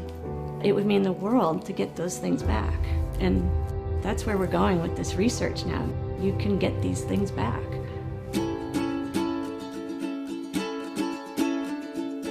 I think early on the outpour of support was tremendous, and it changed my life substantially.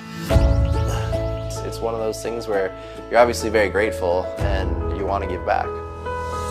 He's on a mission. I mean, he always said, I'm going to get up and skate, I'm going to get up and walk again. And he doesn't mean that for just himself. He means that for everybody. What has inspired me is that through this injury that he suffered, he did not just take the back seat, that he's taking this as an opportunity to help the millions of others who have spinal cord injury. The foundation was started on my 1-year anniversary after my injury. It was to fund the innovative therapies, and as we dug in and realized there was much more to recovery than just therapy, here comes epidural stimulation. Our question is, can we regain volitional movement back? Now what volitional means is if you think about moving your leg, can we get the leg to move again? Up. And this involves a surgery where an electrode gets implanted just above the dura, and that's why it's called epidural stimulation, above the dura. That is the covering of the spinal cord. The spinal cord already knows how to respond to that sensory information, but it can't quite hear it. By amplifying the signals, then the spinal cord can interpret that sensory information. What they didn't expect that does happen now is you get back the functions you lost. And if you ask anyone that's been paralyzed, they'll say they'll take that back any day. So that's bowel, bladder, sexual function, body temperature regulation. It's one of those things that epidural stimulation has given people with spinal cord injuries hope and progress within their lives. The early work that was done in University of Louisville was performed on 4 patients, and the results were promising. But what was really critical is, can another team replicate that and perhaps even go beyond that? So last year, our foundation announced that we were going to partner with the Mayo Clinic and support the research that they're doing in epidural stimulation. Our ultimate goal is to translate this to clinical practice. What we're doing is supporting the first 2 patients at the Mayo Clinic who are getting this implant. And the first one was implanted in August. What I can say is the initial results are quite encouraging. We're ecstatic on the progress that has been made so far and cannot wait till the next patient is implanted. Within the spinal cord injury population, there's frustration at the speed at which this therapy is translating to widespread use in the clinic. Really, how rapidly we proceed and can get this to the patient depends on how much money we have. The hockey community has been absolutely amazing.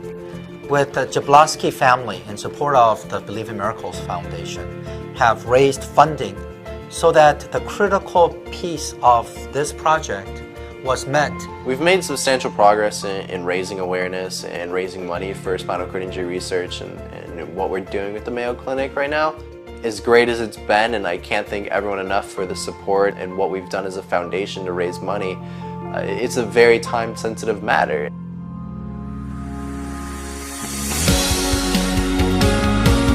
We're making giant leaps forward with the Believe in Miracles Foundation. We're very confident that we can have a huge impact on a lot of patients. This really is Believe in Miracles type of project. My hope is that people will come together and support that and change the lives of millions of people. With the resources we have as a foundation and the support that we have, the sky is the limit.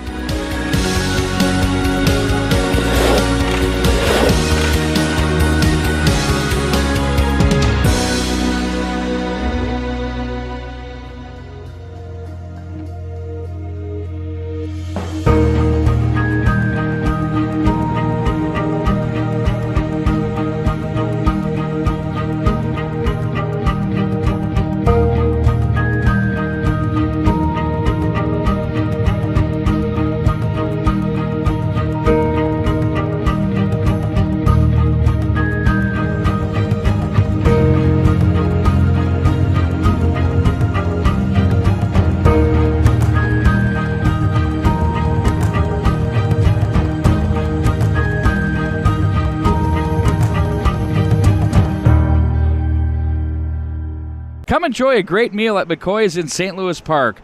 Our menu features innovative appetizers, freshly made salads, brick oven pizzas, gourmet burgers, I love those by the way, sandwiches, and classic American comfort food made with a creative twist. Large, comfortable booths and attractive lighting make the dining room an intimate place to have dinner with friends and family. McCoy's private dining room is the perfect space for your next corporate event, large party, or family gathering. McCoy's is a proud member of Eat Local. Eat Local is a group of locally owned restaurants. Ask your server or bartender how you can join Eat Local's frequent dining program. It's free and offers great discounts at McCoy's and other Eat Local restaurants nationwide. And finally, don't forget to join us for our ever-popular weekday happy hour Monday through Friday from 3 p.m. to 6 p.m. We also feature late-night happy hour Saturday through Thursday from 10 p.m. to 12 a.m. and great late-night menus served until 12 a.m. every night of the week. That's McCoy's on Grand Avenue in St. Louis Park. AAA hockey players, the Northland Hockey Group has northern Minnesota covered.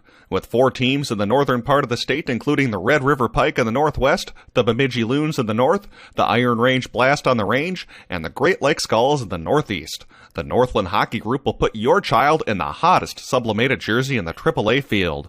With 4 tournaments and an all-star game, the Northland Hockey Group will be the highlight of your child's summer. Check out all team locations and tryout times at northlandhockeygroup.com. The place to go for all of your American Legion baseball information is the LegionBaseballHub.com. It is the official home of the American Legion State Baseball Tournament, and you can find everything you need relating to American Legion baseball, from tournament information, live scoring, box scores, game recaps, player profiles, image galleries, and more.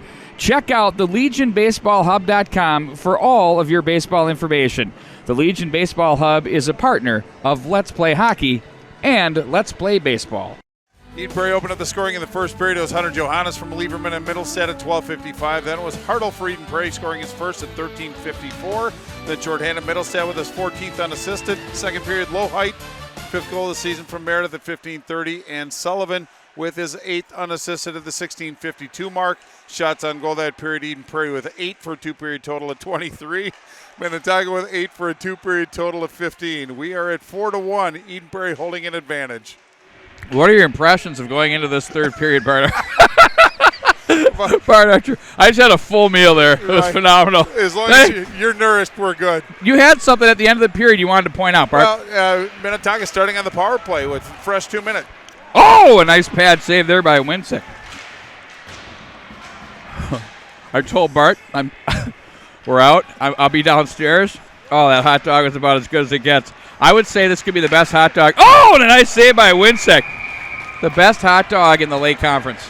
Well, and it didn't stand a chance once it got into your hands. Of course not. Pretty good emotion right now being shown by Minnetonka. They got into the muddy areas, and it was Bowman that actually took that shot.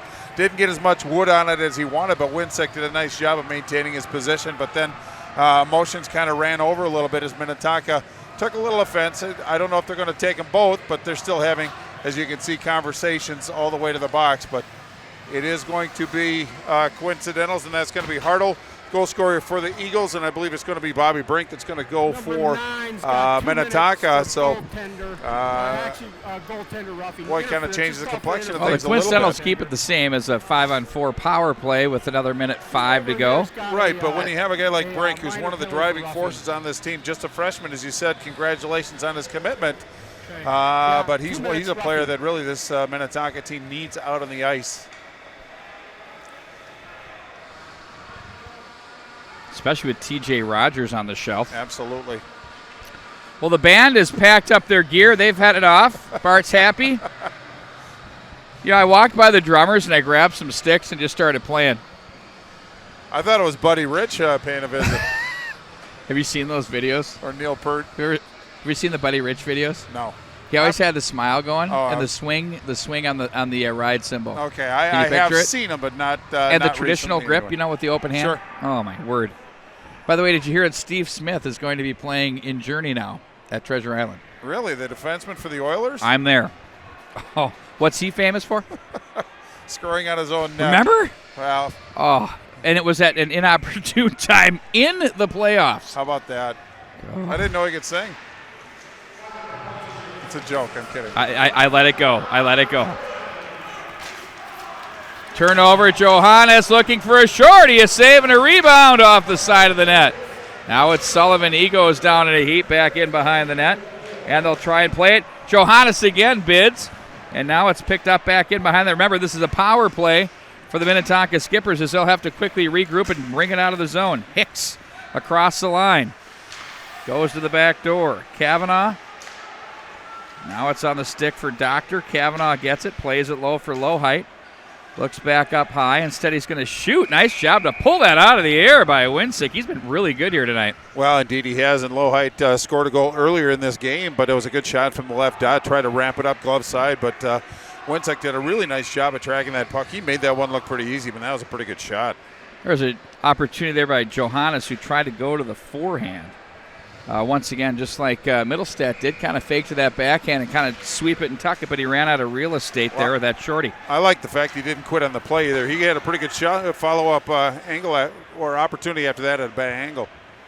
Now it's going to be the Skippers again. Break out to the right wing side through center. Across the line with Kavanaugh. Runs it to the corner. Kavanaugh protects and holds. Stick out of the hand of Irwin. There's a shot that doesn't get through. I think Lieberman got the skate on that one. Hicks now with it. He'll give back up. Look out! As Doctor is bumped off the bench at screen. Benson across the line. Drop pass fails to click as the Skippers will play to an open wing. Lieberman will gobble it up and look back up ice. Lieberman surveys the seat. He's going to dangle to his left wing. Carries it low. Poke check there neatly by Elder. There's a chance down low. Pulled out of the air. Middlestad's there from the slot. Tried to pull it to the forehand. Couldn't. Back out of the zone come the Skippers. On the puck now it's McGannon. Across the line. Snapper off the shins of Irwin. Now turned back up by Middlestad. Fire wagon here from the Pagel Activity Center. Lutke was there. Van Sant takes over back in behind the net. Now it's going to be picked up and played back up by Meredith. Gives off to the left wing side. Jensen is there. And now it's off the stick into the corner it goes. Pager plays it to an open wing. And it's played back up into the neutral zone as Lutke will regroup and play this back in deep behind Winsick. He'll let the ring take it all the way to the near corner for Corey Shue. Shue battles up on the boards. Bumps it off the wall to center.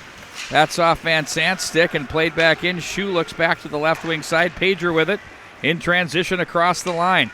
He has Rudrud in on goal. Steered aside there by Muller. Puck played to safety as it'll trickle up into the neutral zone. Pager regroups and plays back over for Shue. On the stick for Nolan Sullivan. He's going to play this one in back in behind the net. Picked up now on the play by Hicks.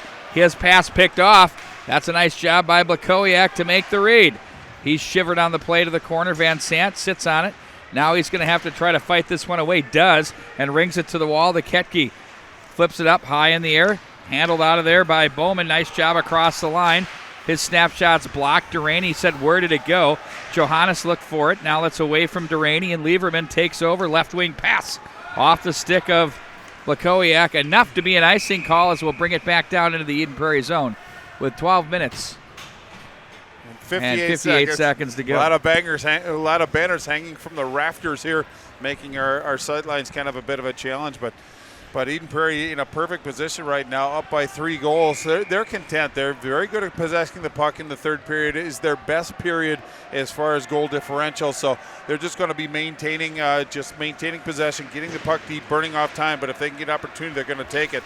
But Minnetonka is showing some good life, but they have to answer, Pete. They have to get some shots on Winsick. Bukowski is there as they look to play this one up to the center ice area. Kavanaugh being watched on the play by Duraney. Kavanaugh low, and that one steered aside. Nice opportunity there for the Skippers. Nice period here. Shot it on goal. Winsick, a nice save. To the line, but not out. Bouncing puck. That came from the left point by Johnson. That was trouble. Kavanaugh, somehow he pulls the puck away, stays on it, and Winsick will calmly cover it up as Hartle comes together with his man moving in on goal. Boy, a lot of effort out of this Skipper squad. You can tell they're determined. They had some pretty good possession down low. Actually got a couple good shots on Winsick. That's exactly what they need. They have to build on this. Their forechecking angles are solid. They're putting pressure on the Eden Prairie defenseman, and they're getting some shots on goal. If they can continue this and punch one in here relatively soon, then it changes the complexion. Puck is rung the wall. Out of the zone they go with Rudrud. He tries to get away from the check of Van Sant as the Skippers break out, cross center ice. Now it's Meredith across the line. This pass was deflected. Down on the play there, it was low height. He has his team's lone goal as they trail 4-1 here late in the third period. Middlestad across center ice. Stick handles, dangles through traffic, pushes this one wide of the net. Middlestad to the corner. It's interesting, got into a conversation with a couple of the media jackals about Middlestad being the best player they've seen in recent memory. What do you think? Well, I think he's certainly in the conversation. I agree. He's terrific, right? Yeah. But to say best, I mean, we got to start putting some names out there and start making some measuring sticks. Well, and that might take some time to kind of think about it because you want to be able to respect all the players that have come before him. But there have been a lot of wonderful players that have come through the high school ranks of Minnesota high school hockey, as we've seen, and he's certainly one of them. And I think there are a couple teammates on his team that worthy of mention as well. I think Nick Lieberman's one of the elite defensemen in the state as well. How about that? Middlestad with 153 career points. More great stuff coming out from our producer, Brett Johnson. And you can't do that alone. He's had some good players to play with as well. Johannes with it from the end boards. Looks to protect the puck, but instead gets some trouble. His play to the corner fails to click, so he's going to regroup with it, bump it off the boards for Blakowiak. It's played back in by Lutke, and gathering it in, it's Pager. Up the middle, underneath the stick of Sullivan. Just ticked it enough, but he was on the south side of the blue line, so it's going to be an icing call. Well, time is going to become a bit of an issue. We have 10:45 left in regulation time. Minnetonka down by 3. They have had some good offensive zone time. They have had some shots on goal, but they have to be able to sustain, and that's kind of been the challenge for the Skippers from the little that I've seen them this year, is being able to sustain pressure and get the sequences, the 3-4 passes together and get that opportunity for that open shot. That's just something that it's eluded them so far this year. From the point, there's a shot that's turned off the glass. Lutke bid for the Skippers. Now it's going to be Irwin back in behind his net as he looks to his right wing on the breakout. And it's played back up into the center ice area. Sullivan with it. Blakowiak now. Poked off his stick. Blakowiak to the corner. Looks back up to the blue line. He's going to cycle it back in behind for Nolan Sullivan. Sullivan with it. Holds the puck and plays that one again to Lieberman. Shot. Stick save made there. Johannes pulls out the rebound, but quickly out of the zone. Nice play by Andes as he finds his man McGannon on the move. He'll play it in. No call as the Tonka faithful were looking for the arm to go up. I was looking too. Along with Bart Archer. Now it's Doctor turning it back up ice. Doctor gains the line, plays this one in deep back in behind the net. Brink will look to make the play. Irwin, nice job to sweep that one up the rail. And here comes Middlestadt dancing through the neutral zone. Van Sant likes the challenge and checks him on the play and turns it over. Back from behind the net, Kavanaugh's breakout attempt was blocked, picked off. Now it's Rudrud with it, and a nice job to get away from traffic and picked up by Bayless out of the zone. Sticked ahead by Brink to Van Sant, back in behind the corner, handled now by Bayless. He'll protect it all the way back up. Van Sant has a quick shot. There it is, deflected off the stick that hit Lieberman. Off the glass, down goes Doctor. 9 minutes and 9 seconds to go in the third period. Rudrud has it. He had a man, Jack Jensen, angling at center, and it's going to be Bayless to come away. Gets away from Rudrud. Nice job there to submarine that would-be check. Durrani is there, throws a little shiver. Olsen comes away with it, and back up ice he goes. Off the boards it goes, swatted at toward the goal area there, and that was covered up and handled by Muller. Well, as the clock keeps ticking and ticking, 8:47 left in regulation time. But I really like what Minnetonka does at their own blue line. They get their sticks involved. They're not afraid to poke check. They're not afraid to take the body. And they've been very effective as far as stopping that Eden Prairie attack before it gets in too deep. Nice job by Minnetonka. Even though there's 4 goals up on the scoreboard against, they've done a terrific job of really kind of handcuffing this Eden Prairie squad. Meredith did a nice job there from not getting pulled offside with some body contact. Instead, it's turned over. And now it's the Eagles. Benson with it. He stood up, and it's sent back off the boards. Durrani was there. Now it's Olsen again. He's stopped on the play. Skippers. Meredith touches the pass to the middle for Elder. Turned over once again, and back up ice they go with Grain. Rings the boards as it comes back down to Benson. He tried to play it to the corner, but the Skippers were there to thwart, and out of the zone they come. Low height with it across the line. Big frame carries it down low as he's watched on the play by Pager. His pass hit the oncoming Meredith, and back at center it goes for Grain to play that one in, or Benson rather, was working the forecheck, and that wasn't going to make it anywhere but for an icing. Well, Grain's he's got some ice time, and he's really made the most of it. He gets around the ice relatively quick, but I just think that he knew which side of the red line he was on. He just, I think, wanted to get some fresh legs out there. Not a bad play at that particular juncture, and Eden Prairie's had some pretty good success in the faceoff dot, but now they have fresh legs out to defend their 3-goal lead. Face-off win, Blakowiak to center for Johannes. He better hurry as he's bumped by Ketke. They get it to the corner now. It's Sullivan with it. A body position. Bowman to the corner.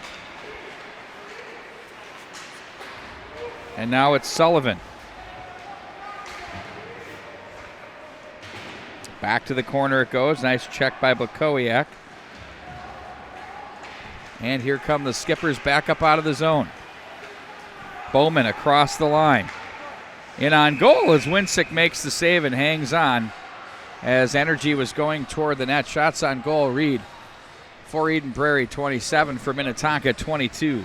Well, I like what Bowman did on that one. He just flew up the right wing side, and they just kept backing up, giving more room. I think he got a bit of more of a shallow angle than he wanted to, but Eden Prairie just backing up, giving him plenty of room. But Winsek, nice job of corralling that one up, face off to his left. But time is obviously an issue for Minnetonka. They're 3 really quality shots away from tying this game up. But it just seems like Winsek's done. He hasn't been asked to do his job too much. He's been really solid, He too. has been solid when called upon. Both goaltenders have played very well. Wow. Big That's check a thrown down low. And there's a penalty coming up. Both officials were all over that one. Yeah, there's not a lot of gray area in that one. It wasn't malicious in any way, but Irwin's going to spend two minutes in the box, but it was Van Sant who was the recipient of that one. He's up and skating around, so that's always good to see. Referees are going to converge, make sure they make the proper call at this time. But Eden Prairie, Pete, Lee Smith has got a challenge in front of him. He wants his team to play with emotion, but you just can't cross that line. Every once in a while, it just seems like it gets to the point where maybe they just take it a little step too far, a little bit extra enthusiasm. But that is something that they're going to have to I would call it curtail. discipline, and I think it's going to be a thing they're going to need to knuckle down on. It's been talked about a lot this year. Sure. And there are things you can control and things you can't control. And decision-making is the difference between winning a title and not winning a title. Yeah, but my deal is you want to find that fine line because you don't want to take the emotion out of it. But, again, you don't want to spend the whole game on special teams. But Minnetonka, great opportunity. Power play again for the Skippers. Well, good shot by Van Zandt. Nice tip by Bowman. A little higher shot than I think Van Sant wanted. Not the easiest one to tip, but that one ramped up and out of play. That one's going to come out into the neutral zone for this faceoff, but pretty nice sequence by Minnetonka. Time is not on their side right now. 6:51 to go in the third. They'll look to connect here on the power play. Brink is brought down. They didn't see him on the back end there, and that's going to be whistled down for an offside call. Will reset. Yeah, him and Jensen got engaged, and he just lost his footing, couldn't get back up, tried to stretch his stick, but that's not quite how the rule book is interpreted. But, again, just face up outside the zone. Played down now by Van Sant. To the near side he goes for Lelutke. Across center, gains Eden Prairie territory. Walks down low, muscles his way to the goal.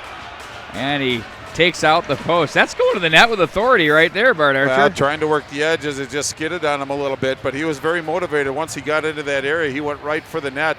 But Winsek did a nice job of holding his ground, just working his ankles right there. And I don't know if his skates got taken out from under him, but the faceoff just outside the zone as they replaced the net. But you got to like the drive on that one. You know you're going to pay a bit of a price. You don't know how it's going to happen, but you want to get that shot on goal. If you're going to make that sacrifice, make it productive. But at least you put pressure on the Eden Prairie goaltender. How about this first score from the out-of-town scoreboard? After 2, Holy Family Catholic leads Lakeville North by a score of 2-0.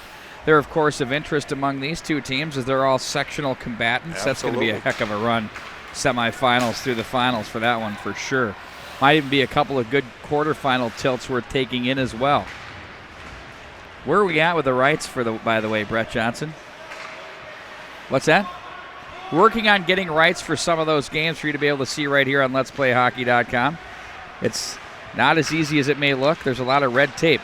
They go down low and try to muscle it through. Winsick shuts the door. Johannes picks it up, turns, and flips it the length of the ice with 54 as you see to go in the penalty. Back behind the net now. It's going to be the Skippers. Bart, tell me who that is. I can't see. Where? Van Sant? Oh, yeah. Back up out of the ice. Sorry, there are a lot of things going on around here. Van Sant with it. Carries that one down low. Durante takes a swing at him. Van Sant with it. From the right point. Gives over to Hicks. Back up for Van Sant. Now to the left wing side for Kavanaugh. Nothing doing there. Oh, they try to play that one through. And it's away from Hicks. Picked up now on the play by Andes. Now Van Sant with it. Shot in on goal. As that was handled by Winsick as sticks get up. No harm, no foul. Yeah, and David Andes paying a bit of a price, but Van Zandt waited until he saw a good shooting lane. Took that shot. Not probably the best shot to take at that particular juncture, just about 3 feet off the ice. Easy for the goaltender to handle and difficult for Andes to tip that one. But again, a good shot on goal as time wanes. Just 5:09 left in regulation time. 3:13 to go on the major penalty to Irwin. So really much of this remainder of the third period will be the man advantage for the Skippers, and guess what? They can score as many times. It's not that they haven't had opportunities. Nice save by Winsick with the power plays like they've been. And now it's going to be controlled off the left wing side by Kavanaugh. Protects back in behind the net. Lieberman was there. And there's Hicks to help out down low. Hicks with it. He's going to walk up to the right wing side. Kavanaugh catches and shoots. Oh, no. We don't need to describe that. That hits Jensen where you don't want it to. Well, indeed, kind of a soft area, and it's not always protected. But, you know, one thing I will say about Kavanaugh, he had an outstanding shift, great effort, great puck movement. But if you're in that position, you can't set up. You have to do it in one fluid motion. That's one thing Datsuk was very good at, is just one fluid motion. That's what the good goal scorers do. But he gave everybody a chance to set, and Jack Jensen like a mulligan on that one, I'm sure. Yeah, don't you think? Bart Archer felt it right up here. I think we all did. Tip of the cap, Jack Jensen. Way to take that one for the squad, no question. Boy, what a year he's had. Quite the player. I think he's got a terrific future ahead of him beyond high school hockey, of course. Bayless now gains the line. Johannes, oh my word. Just a butcher fest there. Off the glass, and he got away with it and out. Now Van Sant will get the puck from Muller. Van Sant up the middle. That's off the skate of Bowman. And the Eagles will clear it. Sullivan gets a stick. And to the corner it goes. Oh, Van Sant jammed. Almost looked like a self-check there, but he gets the puck ahead. That's off the stick of Duraney. And it's picked up by the Skippers at the line by Bayless. Stick handles with a forehand. Try to work inside out. Instead it's Doctor. Wrist shot. Nice pad save by Winsick. He's been dialed in. Back up to the line it goes. Once again, Lutke. His pass fails to click for Bowman. Off the boards. Doctor makes the read. Benson watches him wide. Now Doctor turns away down low. Bayless takes it from the top of the right point. He's going to give off to the left wing side. Doctor continues to move. He's going to be a heck of a power play guy. Oh, that one wide down the road, you can tell. Already is. Bayless with it. Looks down low, off the end boards. 3 minutes remaining in the third period. Looking is Brink down to off the end line. That might have rung a little bit of iron. Doctor slides over to the right to make the nice play to keep on the backhand. Now it's Bayless with it. Hounded on the play. Snapper, that's blocked off a pair of shins. To the corner it goes. That one was misfired and sent the length of the ice. As we have 38 seconds to go on the major penalty. And 2:32 to go in the third. Middlestat down low, fails to click. And it's going to be Middlestat once again out of the corner. Now the Skippers will break out to the right wing side. On it now it's Lowhite. Lowhite plays that one through. And now it's off the stick of Pager. And they'll play this one in front of the bench area, and that gets through everyone, as that's Jensen. Jensen tries to play through. Lieberman comes away out of the corner, and he's going to rag it all the way back into his zone as the penalty will expire with 2 seconds to go as the Eagles send that back in. Muller will set that one up with 1:53 to go in the third period.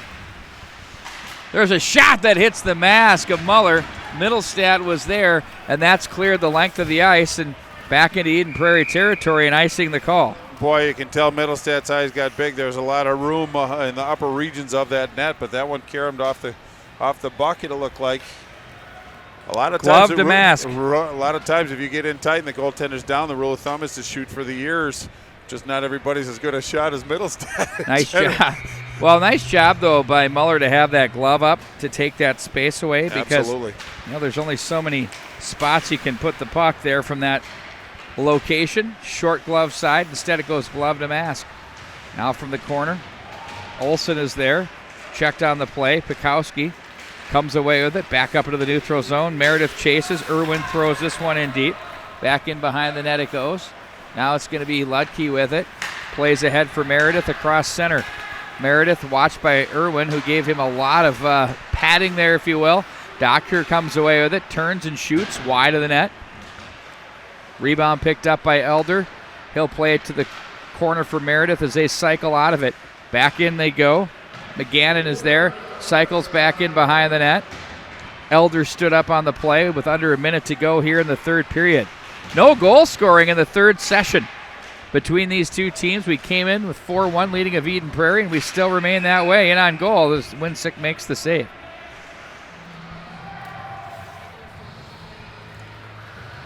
Not a lot of love lost between these two editions.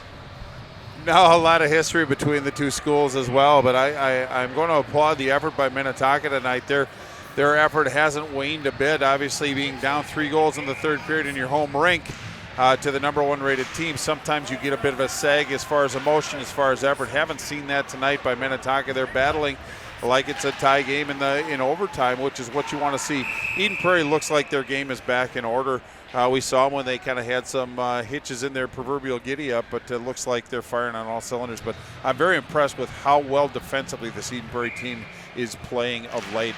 Well, they're playing as a unit, as a group of 5, and these two teams will square off again to close out the season on February 18th at the Eden Prairie Community Center. I mean, talk about a precursor to section playoff hockey.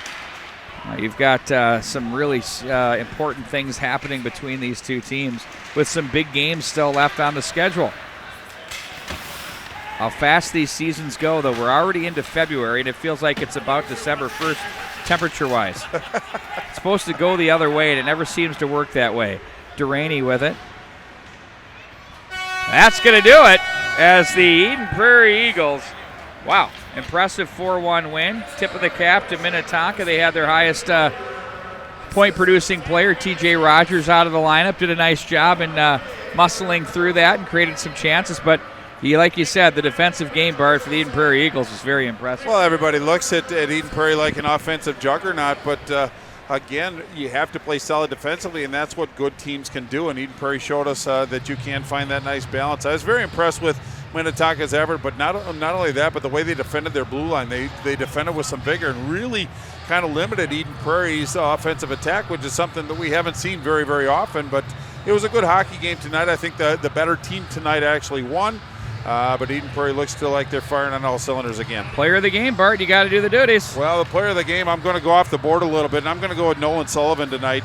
He did get a goal tonight, and I didn't go for the score sheet. I thought Middlestat was very effective. I thought Lieberman was good. I thought Weinsack was solid. But I thought that Nolan Sullivan just not only contributed on the offensive side, but he played a good, solid 3-zone game and really pushed the pace of the play tonight. Great stuff, Bart Archer. There you go. There's your Jack Jablonski Believe in Miracles Foundation player of the game, Nolan Sullivan. So the final score reads here from the Pagel Activity Center. The Eden Prairie Eagles 4 and the Minnetonka Skippers 1. We'll be back. We got, 3 more games to go, guys? We've been on the whole game, so you don't need to go there. So we got, 3 more to go, Brett? Oh, gross. And we're going to say it could be a flex schedule, so stay tuned, right? Flex schedule. What we do know is Stillwater and Holy Family Catholic are going to close out the regular season. Absolutely. Be sure to check out Let's Play Hockey for the latest news, information, and updates. Also, as I mentioned earlier, we have the Ms. Hockey semifinalists, all 10 of them, and then also the Senior Goalie of the Year listed on the website. It's had a ton of traffic, and it's a very important thing. It is presented by Let's Play Hockey, and a lot of work goes into the banquet, the selection, the nominations, and it's great to be a part of that, so be sure to check that out. Todd Grover, it's a great view from up here, and you did one hell of a job behind the camera. What you don't know, we could turn it around on you so everybody could see you. What everybody on this other side of the screen, if you're still with us, and I think they've been dropping like flies. Can you check, Brett? I'm sure they are. Oh, there's a couple. More than I thought. This guy he is the best ringside camera operator for professional wrestling I've ever seen. He's got guys coming through ropes at him. He is ducking stuff. He's got foreign objects. I mean, who knows what? They're spitting half the time. The guy's amazing. Would you agree, Todd? He's agreeing. He's laughing. So, by the way, Steel and Main Wrestling, Saturday, February 11th at the Richfield American Legion Coliseum. Don't you dare miss it. 7 p.m., tickets at the door, 6 o'clock.